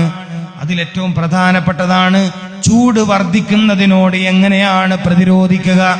ചൂട് വർദ്ധിക്കുന്ന കാലമായതുകൊണ്ട്, ചൂട് വല്ലാതെ വർദ്ധിക്കുന്ന കാലമായതുകൊണ്ട് ചൂടിനോട് എങ്ങനെയാണ് പ്രതിരോധിക്കേണ്ടത് എന്ന് ചോദിച്ചാൽ, ഒരു വഴി ശുദ്ധമായ പച്ചവെള്ളം കുടിക്കുക. പിന്നെയോ, പിന്നെന്താ വഴി? പിന്നെയും ഒരുപാട് വഴികളുണ്ട്. സാധാരണ ആരോഗ്യരംഗത്തുള്ള വിദഗ്ധന്മാര് നമ്മളോട് പറയാറുള്ളത്, 8 മണിക്ക് ശേഷം വെളിയിലിറങ്ങി വെയിൽ കൊള്ളരുത്, 5 മണി വരെ. നല്ല ഉപദേശമാണ്. ആരോഗ്യ പരിപാലന രംഗത്ത് പ്രവർത്തിക്കുന്ന ഗവൺമെന്റ് സംവിധാനങ്ങളൊക്കെ നല്ലത് തന്നെയാണ്. അവരുടെ ഉപദേശങ്ങളൊക്കെ പരമാവധി നമ്മൾ സ്വീകരിക്കുക തന്നെ വേണം, സ്വീകരിക്കണം. എല്ലാ നല്ല ഉപദേശങ്ങളും നമ്മൾ സ്വീകരിക്കണം. കുട്ടികളെ വല്ലാതെ വെയിലത്തിറക്കരുത്. അസ്ഥിരോഗം വർദ്ധിക്കുന്നതിൽ ചൂട് വലിയ കാരണമാണ്. ഓസ്റ്റിയോപൊറോസിസ്, എല്ലിങ്ങനെ വളഞ്ഞിട്ടെ കൊടയുടെ കമ്പി മാതിരി, കൊടയുടെ കമ്പിയില്ലേ തുറന്നാൽ, ഒരു കൊട തുറന്നാൽ കമ്പി നിൽക്കണ പോലെ, കമ്പി ഇങ്ങനെ വളഞ്ഞു നിൽക്കണ പോലെ കാല് വളഞ്ഞ്, കാല് പതുക്കെ ഇങ്ങനെ വളവ് വന്ന് പൊട്ടിപ്പോവുന്ന രോഗം. ഇപ്പൊ തേയ്മാനേ വന്നിട്ടുള്ളൂ, മുട്ട മടക്കാൻ പറ്റാത്ത പ്രശ്നമേ ഉള്ളൂ. മാരകമായൊരു രോഗം പുതിയ സമൂഹത്തെ കാത്തു നിൽക്കുകയാണ്. എല്ലാം നൊരുമ്പിപ്പോവുന്ന രോഗം കാത്തു നിൽക്കുകയാണ് എന്റെ യുവാക്കളെ. 17-18 വയസ്സ് ജീവിതത്തെ ആഘോഷിക്കണമെന്ന് തീരുമാനിച്ചിരിക്കുന്ന ചെറുപ്പക്കാരെ, നിങ്ങളെ കാത്തുകൊണ്ട് ഒരു മാരകമായ രോഗം പ്രത്യക്ഷമായിട്ടുണ്ട്. നിങ്ങളെയാണ് ടാർഗറ്റ് ചെയ്തിരിക്കുന്നത്. അസ്ഥി നുരുമ്പിപ്പോവുക, എല്ലുകൾ നുരുമ്പിപ്പോവുക. മരിച്ച് ഖബറിൽ വെച്ച് ദിവസങ്ങൾ കഴിഞ്ഞിട്ടുള്ള കാര്യമല്ല പറയുന്നത്. മരിച്ച് ഖബറിൽ വെച്ച് ആഴ്ചകൾ കഴിഞ്ഞിട്ടുള്ള കാര്യമല്ല പറയുന്നത്. പുതിയ കാലത്ത് ജീവിക്കുന്ന മനുഷ്യന്റെ എല്ലുകൾ നുരുമ്പിപ്പോവുന്ന രോഗം, എല്ലുകൾ ക്ഷയിച്ചില്ലാണ്ടാവുന്ന രോഗം വരാൻ പോവുകയാണ്. രാത്രി നീ കിടന്നുറങ്ങുമ്പോ നിന്റെ പുറത്ത് നട്ടെല്ലുണ്ടായിരുന്നു.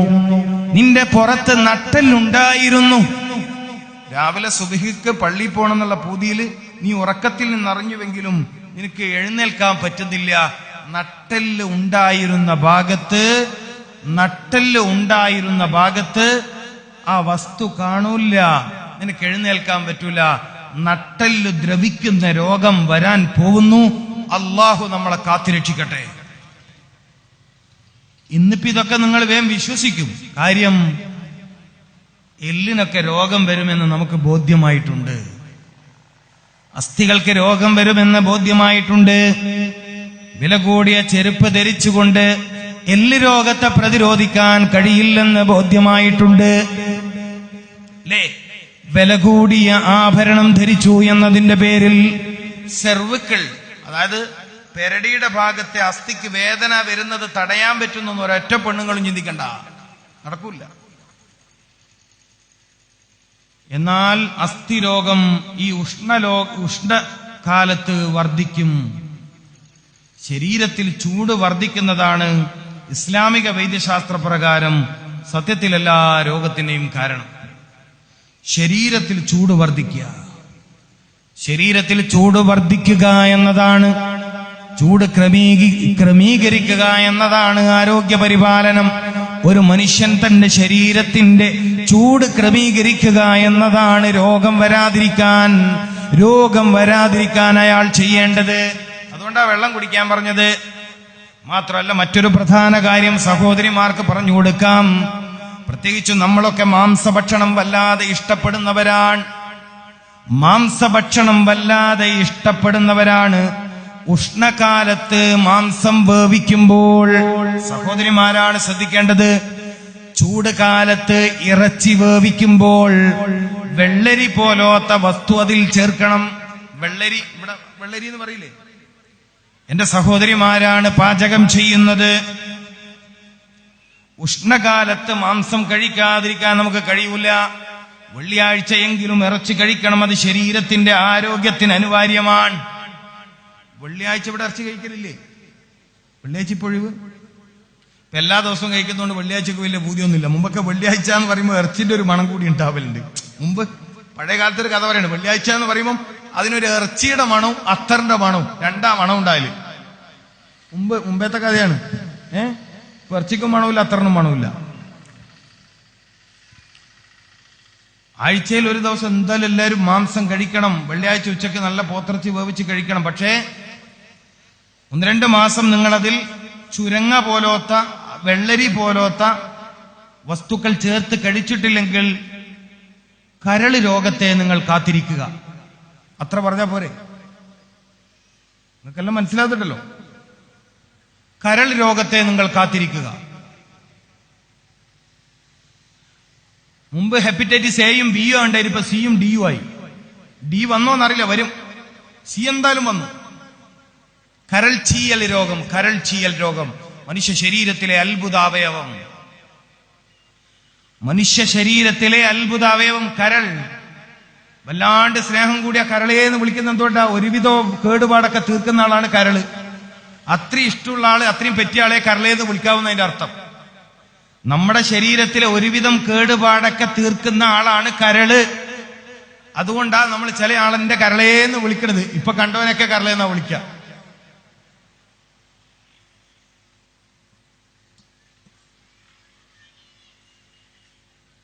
അപ്പോ മാംസം കഴിക്കണം.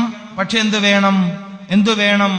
അതിൽ വെള്ളരി പോലത്തെ അല്ലെങ്കിൽ ചുരങ്ങ പോലത്തെ വസ്തുക്കൾ ചേർത്ത് വേവിച്ച് കഴിക്കണം സഹോദരിമാര്. സയ്യിദുനാ മുഹമ്മദ് റസൂലുള്ളാഹി സല്ലല്ലാഹു അലൈഹി വസല്ലമ തങ്ങൾ ഭക്ഷണം കഴിക്കാനിരുന്നാൽ കറിപ്പാത്രത്തിൽ, നിങ്ങൾ ശ്രദ്ധിക്കണം, ആയിഷ ഉമ്മ പറഞ്ഞ കഥയാണിത്. ഉമ്മുൽ മുഅ്മിനീൻ ആയിഷ ബീബി റളിയല്ലാഹു തആല അൻഹ പറഞ്ഞ ചരിത്രമാണിത്. നബി സല്ലല്ലാഹു അലൈഹി വസല്ലമ തങ്ങൾ ഭക്ഷണം കഴിക്കാനിരുന്നാൽ കറിയുടെ പാത്രത്തിൽ ഈ ചൂണ്ടുവിരൽ ഇങ്ങനെ കറിയുടെ പാത്രത്തിലിട്ട് തപ്പി നോക്കും ചുരങ്ങയുടെ കഷ്ണമുണ്ടോ എന്ന്. കറിയിൽ നമ്മൾ ചെമ്മീനൊക്കെ ഉണ്ടോ നോക്കണം. ഒരു പഴയ കാലത്ത് ചുരങ്ങയുടെ കഷ്ണമുണ്ടോ എന്ന് തപ്പി നോക്കാറുണ്ടായിരുന്നു. നാഡി ഞരമ്പുകളെ ശക്തിപ്പെടുത്താൻ കഴിവുള്ള അമൂല്യമായ ഭക്ഷ്യവസ്തുവാണ് ചുരങ്ങ. ഉഷ്ണകാലത്ത് പ്രത്യേകിച്ചും മാംസം വേവിച്ച് കഴിക്കുമ്പോഴും പ്രമേഹം പോലത്തെ രോഗമുള്ളവര്, നാഡീ തളർച്ച പോലത്തെ രോഗമുള്ളവര്, ഹൃദയ സംബന്ധമായ ക്ഷീണത്തിന്റെ രോഗമുള്ളവര് രാത്രി നേരത്ത് ചുരങ്ങ കറി വെച്ച് കഴിക്കുന്നത്, നടുവിന്റെ ഭാഗത്ത്, അരക്കെട്ടിന്റെ ഭാഗത്ത് സ്ഥിരമായ രോഗമുള്ളവർ ചുരങ്ങ കറി വെച്ച് കഴിക്കുന്നത് വലിയ ഗുണമുണ്ടാക്കും. സയ്യിദുനാ മുഹമ്മദ് റസൂലുള്ളാഹി സ്വല്ലല്ലാഹു അലൈഹി വസല്ലമ തങ്ങൾ വഫാത്തായതിനു ശേഷം അവിടുത്തെ സന്തത സഹചാരിയായിരുന്ന അനസ് റളിയല്ലാഹു തആല അൻഹു ചുരങ്ങയുടെ വള്ളി കണ്ടാൽ, ചുരങ്ങ എന്ന് പറയണ കായ് പിടിക്കണ മരം കണ്ടാൽ ബഹുമാനത്തോടെ ആദരവോടെ ആ മരത്തിലേക്ക്, ആ ചെടിയിലേക്ക് നോക്കി നിൽക്കാറുണ്ടായിരുന്നു. എന്റെ റസൂലുള്ളാഹിക്ക് ഏറ്റവും ഇഷ്ടപ്പെട്ട വസ്തുവാണല്ലോ ഇത്. എന്റെ റസൂലുള്ളാഹിക്ക് ഏറ്റവും ഇഷ്ടപ്പെട്ട വസ്തുവായിരുന്നല്ലോ ഇത് എന്ന് പറഞ്ഞുകൊണ്ട് അനസ് റളിയല്ലാഹു തആല അൻഹു ചുരങ്ങയുടെ വള്ളിയിലേക്ക് നോക്കി നിൽക്കാറുണ്ടായിരുന്നു. ചൂട് കാലത്ത് ഭക്ഷണം കഴിക്കുമ്പോൾ നിങ്ങൾ ശ്രദ്ധിക്കുക, ഇത്തരം വസ്തുക്കൾ ചേർത്ത് ഭക്ഷിക്കുക. അതുപോലെ ക്രമാതീതമായ ചൂട് നിങ്ങളുടെ ശരീരത്തെ തളർത്താതിരിക്കാൻ മറ്റൊരു പ്രധാനപ്പെട്ട കാര്യം കൂടി ഞാൻ പറഞ്ഞു തരാം. ഇന്നത്തെ വയത് ദുനിയാവ് സന്തോഷം ഉണ്ടാക്കാനുള്ള വയതാണ്, അതുകൊണ്ട് ഇതൊക്കെ പറഞ്ഞിരുന്നത്. ഉള്ളി ഉപയോഗിക്കുമ്പോ ചെറിയ ഉള്ളി ഉപയോഗിക്കുക. അവിടെ വേറെ പേരുണ്ടോ ഇവിടെ? ചെറിയ ഉള്ളി, ആ ചുവന്ന ഉള്ളി എന്താ പറയാ? ആ പെണ്ണുങ്ങൾക്ക് ഇത് മനസ്സിലാവേണ്ടത്. നിങ്ങൾക്ക് തിരിച്ചിട്ട് കാര്യമില്ല. നിങ്ങൾ ഈ കയ്യും കൈ ഇരിക്കുന്നല്ലാണ്ട് ഒരു വസ്തു നിങ്ങൾ കൂടലില്ല. ഇവർക്കാ അല്ലേ? നിങ്ങൾ ഈ കയ്യും കൈ ഇരിക്കുന്നല്ലാണ്ട് ഇവരതിനെ കൂടോ?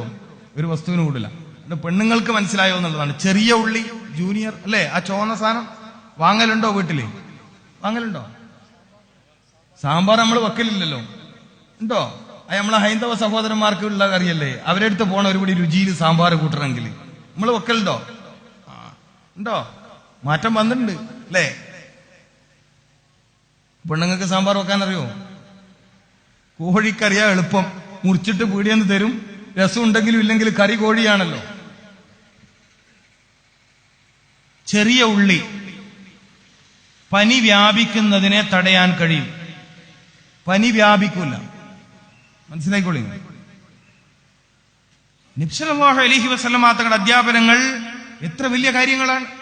നീ ഒരു നാട്ടിൽ പോയാൽ, ഒരു കേരളക്കാരൻ മഹാരാഷ്ട്രയിൽ പോയി, അല്ലെങ്കിൽ സൗദിയിൽ പോയി, അല്ലെങ്കിൽ അമറാത്തിൽ പോയി, എവിടെയും പോയി, നിന്റെ നാട്ടിൽ നിന്ന് നീ അന്യദേശത്തെ യാത്രയായി എത്തിയാൽ ആ നാട്ടിൽ നിന്ന് നീ ആദ്യം കഴിക്കേണ്ട ഭക്ഷണം ഉള്ളിയാണ്. എന്താ കഴിക്കേണ്ടത്? ഉള്ളിയാണ്. ഉള്ളി കൊണ്ടുള്ള ഉദ്ദേശം ചെറിയ ഉള്ളി.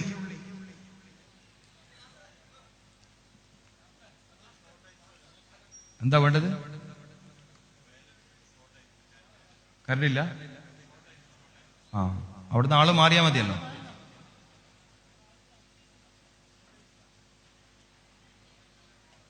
അവിടുന്ന് ആള് മാറിയാ മതിയല്ലോ.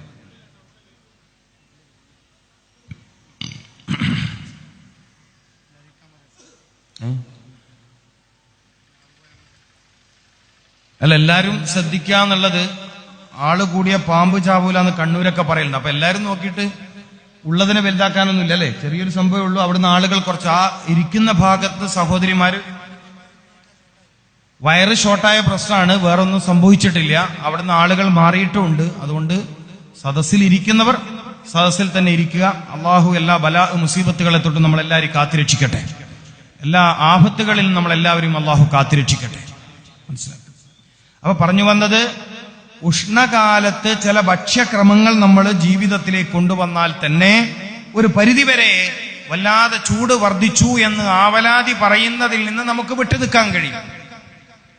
അതിൽ പ്രധാനമാണ് വെള്ളം പറഞ്ഞതുപോലെ, മാംസം വേവിക്കുമ്പോൾ ചുരങ്ങയോ വെള്ളരിയോ ചേർക്കണമെന്ന് പറഞ്ഞതുപോലെ, മുഴുവൻ വീടുകളിലും പ്രത്യേകമായി ഉപയോഗിക്കേണ്ട അമൂല്യമായ ഔഷധ ഗുണമുള്ള ഒരു വസ്തുവാണ് ചെറിയ ഉള്ളി എന്ന് പറയുന്നത്. ചെറിയ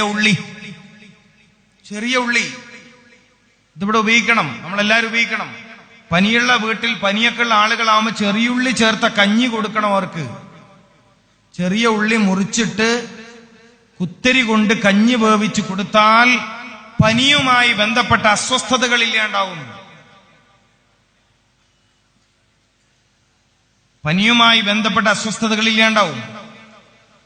അപ്പോ ഉള്ളി ഉപയോഗിക്കുക, അത് ആരോഗ്യമുണ്ടാക്കും. ഉള്ളി ഉപയോഗിക്കുന്നത് ആരോഗ്യമുണ്ടാക്കും. എന്നാൽ ശരീരത്തിൽ വല്ലാതെ ഉഷ്ണം വർദ്ധിക്കാതിരിക്കാനും, ശരീരത്തിന്റെ പ്രതിരോധ ശക്തിയെ വർദ്ധിപ്പിക്കാനും ഈ ചെറിയുള്ളിക്ക് വലിയ കഴിവുണ്ട് എന്ന് നമ്മൾ തിരിച്ചറിയണം. നമ്മൾ മനസ്സിലാക്കേണ്ട കാര്യമാണ്. അപ്പൊ വീടുകളിൽ മുഴുവൻ സഹോദരിമാരും വീടുകളിൽ ഈ അമൂല്യ ഗുണമുള്ള വസ്തു ശേഖരിക്കുക. ഒന്നും അല്ലെങ്കിലും ഉഷ്ണകാലത്ത്, എല്ലായ്പ്പോഴും ഇല്ലെങ്കിലും ഉഷ്ണകാലത്തെങ്കിലും ചൂടുകാലത്തെങ്കിലും നിങ്ങൾ അങ്ങനെ ഒരു രീതി സ്വീകരിക്കണം. എന്നതുപോലെ വളരെ പ്രധാനപ്പെട്ട കാര്യമാണ്, വളരെ പ്രധാനപ്പെട്ട കാര്യമാണ്. ചൂട് വല്ലാതെ ശരീരത്തെ കീഴ്പ്പെടുത്താതിരിക്കാൻ രാത്രി നേരത്ത് പൊരിച്ചത് കരിഞ്ഞത് പോലത്തെ ഭക്ഷണത്തിൽ നിന്ന് വിട്ടുനിൽക്കുക. ശരീരത്തിനത് താങ്ങൂല. നിങ്ങൾ ഇഷ്ടത്തോടെ കഴിക്കുന്ന ഭക്ഷണമായിരിക്കാം, പക്ഷെ രാത്രി നേരമാവുമ്പോൾ ശരീരത്തിന്റെ ആന്തരിക ഭാഗത്ത് അതുണ്ടാക്കുന്ന നാശങ്ങളെ കുറിച്ചൊന്നറിഞ്ഞാൽ, പൊരിഞ്ഞ ഭക്ഷണം കഴിക്കാൻ പൊതുവെ പകൽ 3 മണി കഴിഞ്ഞാൽ അത്ര നല്ലതല്ല. പകല് 3 മണി കഴിഞ്ഞാൽ ഒന്ന് ശ്രദ്ധിക്കണം, പകൽ 3 മണി കഴിഞ്ഞാൽ എണ്ണയിൽ പൊരിഞ്ഞ ഭക്ഷണം ശരീരത്തിന് അങ്ങോട്ട് ചേരൂല. നിങ്ങൾക്കിഷ്ടമായിരിക്കാം, നിങ്ങളുടെ ശരീരത്തിനത് താങ്ങൂല. ശരീരത്തിന് താങ്ങാത്തത് ശരീരത്തിന് കൊടുത്താൽ നിങ്ങൾക്ക് താങ്ങാൻ കഴിയാത്ത രോഗങ്ങൾ ശരീരം തിരിച്ചു തരും. അവിടെ വിഷയം. ശരീരത്തിന്റെ താല്പര്യത്തിനെതിരായി നിങ്ങൾ ജോലി ചെയ്താൽ, ശരീരത്തിന്റെ ആഗ്രഹങ്ങൾക്കെതിരായി നിങ്ങൾ ഭക്ഷണം കഴിച്ചാൽ, ശരീരം നിങ്ങൾക്കെതിരായി പ്രവർത്തിച്ചു തുടങ്ങും. പിന്നെന്ത് ചെയ്യും നമ്മള്? അതുകൊണ്ട് ഉഷ്ണകാലത്തെ ഇത്തരം കാര്യങ്ങൾ ക്രമീകരിക്കുക. അകത്തേക്ക് കഴിക്കുന്ന ഭക്ഷണങ്ങളിൽ ഇനി ഒരുപാട് കാര്യങ്ങളുണ്ട്. ഉറുമാമ്പഴം കഴിക്കുന്നത്, പഴുത്ത മാങ്ങ കഴിക്കുന്നത്, മൂത്രാശയ രോഗങ്ങൾ.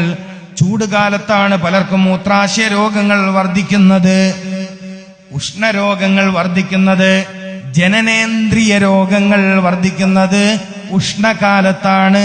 നല്ല പഴുത്തൻ നാട്ടുമാങ്ങകൾ കിട്ടുമെങ്കിൽ കഴിക്കുന്നത് ഒരു പരിധിവരെ മൂത്രാശയ രോഗങ്ങളെ പ്രതിരോധിക്കാൻ കഴിയും.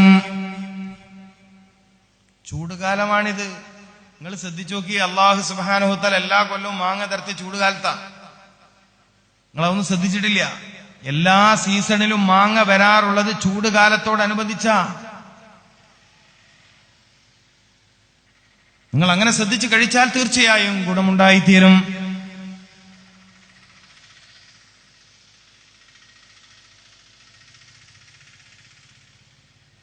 അതുപോലെ വല്ലാതെ ചൂടിനെ ശരീരം താങ്ങാൻ കഴിയാത്ത ചൂട് കൊണ്ട് പ്രയാസപ്പെടുന്നവർക്ക് ഗുണകരമായ മറ്റൊരു കാര്യം കൂടി പറയാം. നിങ്ങൾ കുളിച്ചു കഴിഞ്ഞാൽ ശരീരം തോർത്താതിരിക്കുക എന്നതാണ്. കുളിച്ച ശരീരത്തിൽ തന്നെ വെള്ളമുണങ്ങുക, കുളിച്ച ശരീരത്തിൽ തന്നെ വെള്ളമുണങ്ങുക. ഒരാഴ്ച ചെയ്യാൻ കഴിയുമ്പോൾ ഒരാഴ്ചയെങ്കിലും നിങ്ങൾ ഇങ്ങനെ ഒരു രീതി പതിവാക്കിയാൽ, ജോലി ചെയ്യാൻ, പഠിക്കാൻ, യാത്ര ചെയ്യാൻ, മറ്റു പലതും ചെയ്യാൻ വല്ലാത്ത ഉന്മേഷം നിങ്ങൾക്ക് തിരിച്ചു കിട്ടിയതായി മനസ്സിലാവും. ഒരാഴ്ച കൊണ്ട് റിസൾട്ട് കിട്ടുന്ന കാര്യമാണ് പറയണത്. കുളിച്ചിട്ട് ദേഹം തോർത്താതിരിക്കുക. കുളിച്ചാൽ ആ ശരീരത്തിൽ തന്നെ വെള്ളം അങ്ങോട്ട് ഉണങ്ങുക. ഇതിലൂടെയൊക്കെ നടക്കുന്ന ചില കാര്യങ്ങളുണ്ട്. സമയം വളരെ ചെറുതായത് കൊണ്ടാണ് ഞാൻ അങ്ങോട്ടൊന്നും പോവാത്തത്. കുളിച്ച ശരീരത്തിൽ ഉമ്മമാര് ശ്രദ്ധിക്കണം, ദയവ് ചെയ്ത് ചെറിയ കുഞ്ഞുങ്ങളെ കുളിപ്പിച്ചാൽ അവരുടെ തലയും അവരുടെ നെഞ്ചും നിങ്ങൾ തോർത്തരുത്. അവരെ വിട്ടേക്കണം. ആരോഗ്യമുള്ള കുഞ്ഞുങ്ങൾ വളരട്ടെ. എന്റെ പ്രിയപ്പെട്ടവരെ, ഹൃദയത്തിനെയും മസ്തിഷ്കത്തിനെയും ശക്തിപ്പെടുത്താൻ കഴിയുന്ന കാര്യങ്ങൾ ഒരുപാടുണ്ടെന്ന് ഞാൻ പറഞ്ഞ കൂട്ടത്തിൽ വളരെ പ്രധാനപ്പെട്ട ഒരു കാര്യമാണ് കുളിച്ച് തലയിലും നെഞ്ചത്തും ഒരേ സമയം അതിന്റെ ഈർപ്പം നിലനിൽക്കുക എന്നത്. ഒരു മനുഷ്യൻ കുളിച്ചിട്ട് തലയിലും നെഞ്ചിലും ഒരേ സമയം അതിന്റെ നനവ് നിലനിർത്തുക എന്നത് ഹൃദയത്തെ സംരക്ഷിക്കാൻ, ഹൃദയഭിത്തികളെ സംരക്ഷിക്കാൻ സഹായിക്കുന്ന സെല്ലുകളെ, സ്റ്റെനോയിൽ സെല്ല് എന്ന് പറയും, സെല്ലുകളെ സംരക്ഷിക്കാൻ കഴിയുന്ന മെത്തഡാ പറയുന്നത്. ഹൃദ്രോഗത്തെ തടയാൻ കഴിയുന്ന ഒരു കാര്യമാ പറയുന്നത്. ഹൃദയത്തെ ബലപ്പെടുത്താൻ കഴിയുന്ന ഒരു കാര്യമാ പറയുന്നത്. കുളിച്ചിട്ട് തലയും നെഞ്ചും കുറച്ചു നേരം അതിന്റെ ഈർപ്പത്തോടെ നിലനിൽക്കുക എന്നുള്ളത്, പ്രത്യേകിച്ചും ചൂട് വർദ്ധിച്ച കാലഘട്ടത്തിൽ ഒരാഴ്ച കഴിയുമ്പോഴേക്കും നിങ്ങൾക്ക് ചൂട് വല്ലാതെ പ്രശ്നമാവില്ല, നിങ്ങൾക്ക് പ്രശ്നമാവില്ല. അള്ളാഹു തൗഫീഖ് ചെയ്യട്ടെ. പിന്നെ കുളിക്കണ നേരത്ത് വേഗം തോർത്തിയിട്ടില്ലെങ്കിൽ നീരിറക്കൊക്കെ വരും, തുമ്മല് വരും, ജലദോഷമൊക്കെ വരും, ആകെ ഇടങ്ങറാവും എന്ന് പേടിയുള്ള ആളുകള് കുളിക്കുന്ന സമയത്ത് ഒരൽപ്പം വെള്ളം വായയിൽ വെക്കണം. വായക്കകത്ത് കുളിക്കാൻ തുടങ്ങുമ്പോൾ മുതൽ വെള്ളം ഉണ്ടാവണം. ആ വെള്ളം തുപ്പിക്കളഞ്ഞേക്കരുത്, ആ വെള്ളം തുപ്പിക്കളയരുത്. കുളി കഴിഞ്ഞ് ശരീരത്തിലെ വെള്ളം മാറുന്നത് വരെ ആ വെള്ളം അവിടെ വെക്കുക. വല്ലാതെ നീരിറക്കം, അങ്ങനല്ലേ പറയാ, നീരിറക്കം എന്നല്ലേ ഇവിടെ പറയാ. നീരിറക്കത്തിന്റെ പ്രശ്നമുള്ളവർ, പെരടി വേദനയൊക്കെ വരും. പിന്നെ അങ്ങനെയുള്ളവർ ഈ ഒരു ശൈലി സ്വീകരിച്ചാൽ അവർക്ക് പ്രയാസം വരില്ല. എത്രയോ ആളുകൾക്ക്, ഞാനിത് പല സ്ഥലത്തും പറഞ്ഞതിന് ശേഷം ഇങ്ങനെ ചെയ്ത എത്രയോ ആളുകൾക്ക് ഇപ്പൊ അലർജി, തുമ്മൽ, ജലദോഷമൊന്നും ഇല്ല, റാഹത്തായി. ഒരുപാട് കാലമായി തുമ്മൽ, അലർജി രോഗങ്ങൾ കൊണ്ട് പ്രയാസപ്പെട്ട ഒരുപാട് ആളുകൾ ആ പ്രയാസകരമായ അവസ്ഥയിൽ നിന്ന് രക്ഷപ്പെട്ടിട്ടുണ്ട്. അവർ സന്തോഷം വിളിച്ചു പറഞ്ഞിട്ടുണ്ട്. ഞാൻ ഇപ്പൊ ഇത് പറയാൻ കാരണം അലർജി രോഗത്തിനെതിരെയല്ല, ചൂട് വല്ലാണ്ട് വർദ്ധിച്ചിട്ടുണ്ട്. അതിനോട് നമ്മുടെ ശരീരത്തിന് ഒന്ന് പിടിച്ചു നിൽക്കാൻ കഴിയണം. ഇനിയും ഒരു കാര്യം കൂടി എനിക്ക് വളരെ ഗൗരവത്തിൽ പറയാനുണ്ട്. നിങ്ങളുടെ വീടുകളിൽ രാത്രി സമയത്ത് ഒരുപാട് ബൾബുകൾ വെറുതെ കത്തിച്ചിടരുത്. ഇവിടെ ഇപ്പൊ ഇത് ഉറൂസ് മുബാറക്കാണ്. വിളക്ക് കൊണ്ട് മഹാന്മാരുടെ മസ്ജിദും മഹാന്മാര് പാർക്കുന്ന ഇടങ്ങളും അലങ്കരിക്കണം എന്നത് ഒരു സുന്നത്തായ രീതിയാണ്. സാധാരണ വീടുകളിൽ ആവശ്യത്തിൽ കൂടുതൽ ലൈറ്റുകൾ, ഫാൻസി ബൾബുകൾ, മനസ്സിലാക്കണം, ഫാൻസി ബൾബുകൾ, കളർ ബൾബുകൾ വീട്ടിനൊരു പക്ഷേ കാണാൻ രസമുണ്ടാകും, വീട്ടിനൊരു പക്ഷേ അത് കാണാൻ രസമായിരിക്കും. ഒരുപാട് ലൈറ്റുകൾ ആവശ്യമില്ലാതെ രാത്രി നേരം കത്തിക്കുന്നത് ഗ്ലോബൽ വാർമിങ്ങിന് കാരണമായിട്ടുണ്ട്. തെരുവ് വിളക്കുകൾ ഒരുപക്ഷെ കാലോചിതമായ പുരോഗതിയായിരിക്കാം.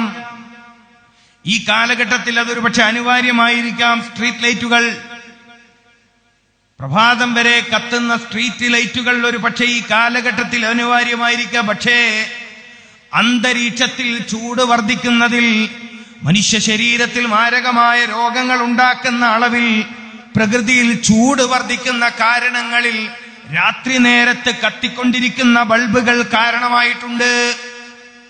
ആകാശത്തുനിന്ന് തീമയായി മാത്രം പെയ്തിറങ്ങുന്നതല്ല ചൂട്. ഗ്ലോബൽ വാർമിങ്ങിന്റെ കാരണം ഓസോൺ പാളിക്ക് കീറുണ്ടായത് മാത്രമല്ല. ഗ്ലോബൽ വാർമിംഗ് എന്ന് പറഞ്ഞാൽ അതിന്റെ ഒരു ലളിതമായ വിശദീകരണം അന്തരീക്ഷത്തിൽ ചൂട് വർദ്ധിക്കുക എന്നതാണ്. ശരിയായ വിശദീകരണമല്ല അത്, ഒരു ചെറിയ വിശദീകരണം. ക്രമാതീതമായ ചൂട് വർദ്ധിക്കലാണ് സൂര്യാഘാതം. മുമ്പൊക്കെ അടുപ്പിൽ നിന്ന് തീപ്പാറിയിട്ട് ശരീരത്തിലെ തൊലി പൊള്ളിയിരുന്നു. അയൺ ബോക്സിൽ നിന്ന് തീപ്പാളിയിട്ട് കൈ പൊള്ളിയിരുന്നു. പക്ഷേ പുതിയ കാലത്തെ പുരോഗതി കേൾക്കണോ നിങ്ങൾക്ക്? സൂര്യ വെളിച്ചം കൊണ്ടിട്ട് തൊലി പൊള്ളി. പത്രത്തിൽ വായിച്ചിട്ടില്ലേ? സൂര്യാഘാതം എന്ന് വായിച്ചിട്ടില്ലേ? സൂര്യാഘാതം, സൂര്യന്റെ വെളിച്ചം തട്ടിയിട്ട് മനുഷ്യന്റെ തൊലി പൊള്ളുക. മരിച്ചില്ലേ ആളുകൾ? മരിച്ചില്ലേ? കണ്ണൂര് മരിച്ചില്ലേ? എത്രമേൽ ഭയപ്പെടണം നമ്മൾ, എത്രമേൽ ഈ കാലത്ത് ജീവിക്കാൻ ഭയപ്പെടണം പ്രിയപ്പെട്ടവരെ. എത്രമേൽ നമ്മൾ ഭയപ്പെടണം ഈ കാലഘട്ടത്തിൽ ജീവിക്കാൻ.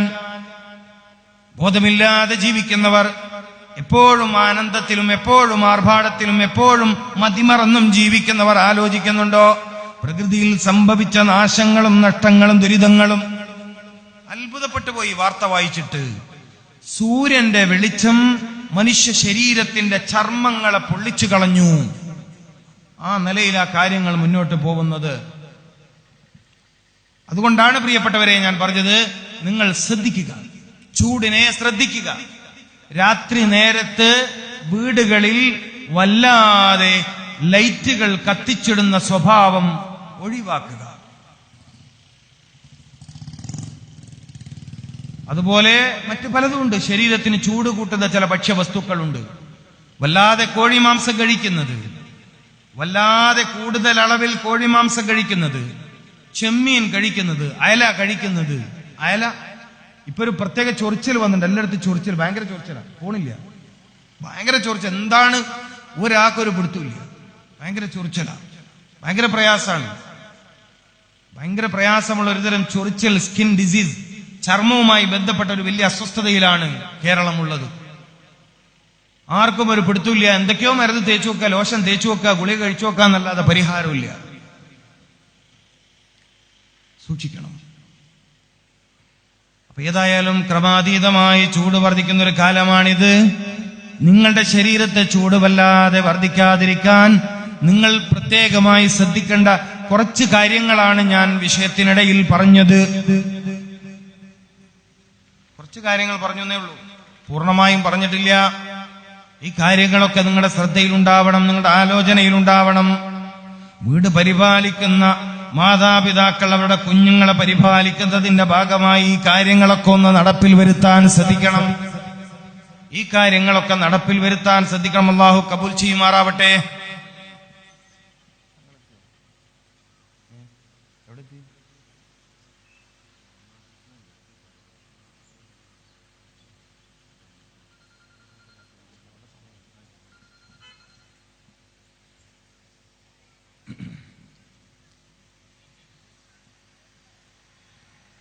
അപ്പൊ ഏതായാലും ഞാൻ പറഞ്ഞു വന്നത്, ചില കാര്യങ്ങളെ പ്രതിരോധിക്കലാണ് ബുദ്ധി.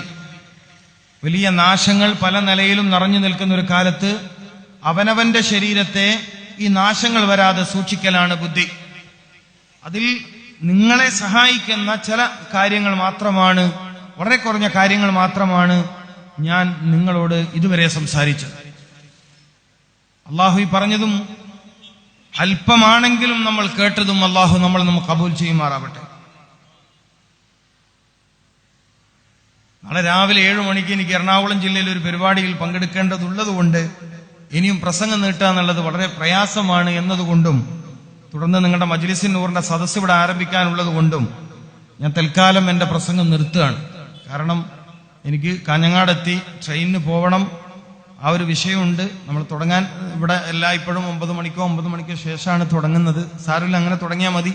ഒരു നാട്ടിൽ എങ്ങനെയാണോ പതിവ്, ആ പതിവ് തെറ്റിക്കാതിരിക്കലാണ് നല്ലത്. അതുകൊണ്ട് തന്നെ പരിപൂർണമായി ഈ വിഷയം അവതരിപ്പിക്കാൻ എനിക്ക് കഴിഞ്ഞിട്ടില്ല. ഇനി ഒരു ആത്മീയ സ്വഭാവമുള്ള ഒരു സദസ്സിലേക്കാണ് നിങ്ങൾ എല്ലാവരും പോകുന്നത്. വളരെ ആത്മീയമായ ഒരു സ്വഭാവമുള്ള ഒരു സദസ്സ്. ഈ കാലത്ത് രോഗം മാറാൻ, പ്രയാസം മാറാൻ, ദുഃഖവും ദുരിതവും ബുദ്ധിമുട്ടുകളും നീങ്ങാൻ പലരും ഇപ്പോൾ ആശ്രയിക്കുന്നത് മജ്ലിസുൻ നൂറാണ്. ലോകത്താകമാനം 6000-ന് മേലെ ചിട്ടയോടെ, 6000-ന് മുകളിൽ ചിട്ടയോടെ മജ്ലിസുൻ നൂറിന്റെ സദസ്സുകൾ കൃത്യമായി നടക്കുന്നു എല്ലാ മാസവും. ഇതൊരു വലിയ കാര്യമാണ്. അങ്ങനെ ഒരു മജ്ലിസിലേക്കാണ് നിങ്ങൾ എല്ലാവരും നീങ്ങുന്നത്. അപ്പൊ ദൂരെ നിൽക്കുന്നവർ ഒരു പ്രസംഗം കേൾക്കാൻ ചിലപ്പോൾ ദൂരെയോ അടുത്തൊക്കെ ഇരിക്കാം. മജ്ലിസുൻ നൂറിന്റെ സദസ്സാവുമ്പോ നമുക്ക് ജീവിതത്തിൽ പ്രത്യേകം ഗുണം കിട്ടുന്ന ഒരു ദുആഇന്റെ മജ്ലിസാണ്. അതുകൊണ്ട് മുഴുവൻ ആളുകളും സദസ്സിന്റെ പരമാവധി മുൻഭാഗത്തേക്ക് വന്നിരുന്ന് ആ ആത്മീയ സ്വഭാവത്തിൽ എന്റെ വിഷമം തീരണം, എന്റെ പ്രയാസം തീരണം, എന്റെ ദുഃഖം തീരണം, എന്റെ കുടുംബത്തിന്റെ ബുദ്ധിമുട്ട് നീങ്ങണം എന്ന് കരുതി ആ നിയ്യത്തോടുകൂടി ഈ പരിശുദ്ധമായ മജ്ലിസിൽ ഇരിക്കുക. എന്നിട്ട് മഹാനായ സയ്യിദ് സഫ്വാൻ കോയ തങ്ങളുടെ പ്രാർത്ഥനയിൽ പങ്കെടുത്ത് ധന്യരായി ഈ മഹാനുഭാവന്റെ ഹദറത്തിൽ വെച്ച് മഹാന്മാരായ അസ്ഹാബുൽ ബദറിനെ ഓർമ്മിച്ചുകൊണ്ട് ധന്യരായിക്കൊണ്ട് ഈ രാത്രി, റജബിന്റെ രാത്രി, ആഫിയത്തിൽ, ആരോഗ്യത്തിൽ ബർക്കത്ത് കിട്ടുന്ന ഈ രാത്രി നിങ്ങൾ ഈ മജ്ലിസിനെ ഭംഗിയാക്കുക എന്നുകൂടി ഉണർത്തിക്കൊണ്ട് ദുആ വിശാലമായി ബഹുമാനപ്പെട്ട സയ്യിദ് സഫ്വാൻ കോയ തങ്ങൾ നിർവഹിക്കുമെന്നുള്ളത് കൊണ്ടും സമയം എന്നെ സംബന്ധിച്ചിടത്തോളം യാത്ര ചെയ്യാനുള്ളത് കൊണ്ടും തൽക്കാലം ഞാൻ എന്റെ പ്രസംഗം ഉപസംഹരിക്കുകയാണ്. വആഖിറു ദഅ്വാനാ അനിൽ ഹംദുലില്ലാഹി റബ്ബിൽ ആലമീൻ. അസ്സലാമു അലൈക്കും വറഹ്മത്തുള്ളാഹി വബറകാതുഹു.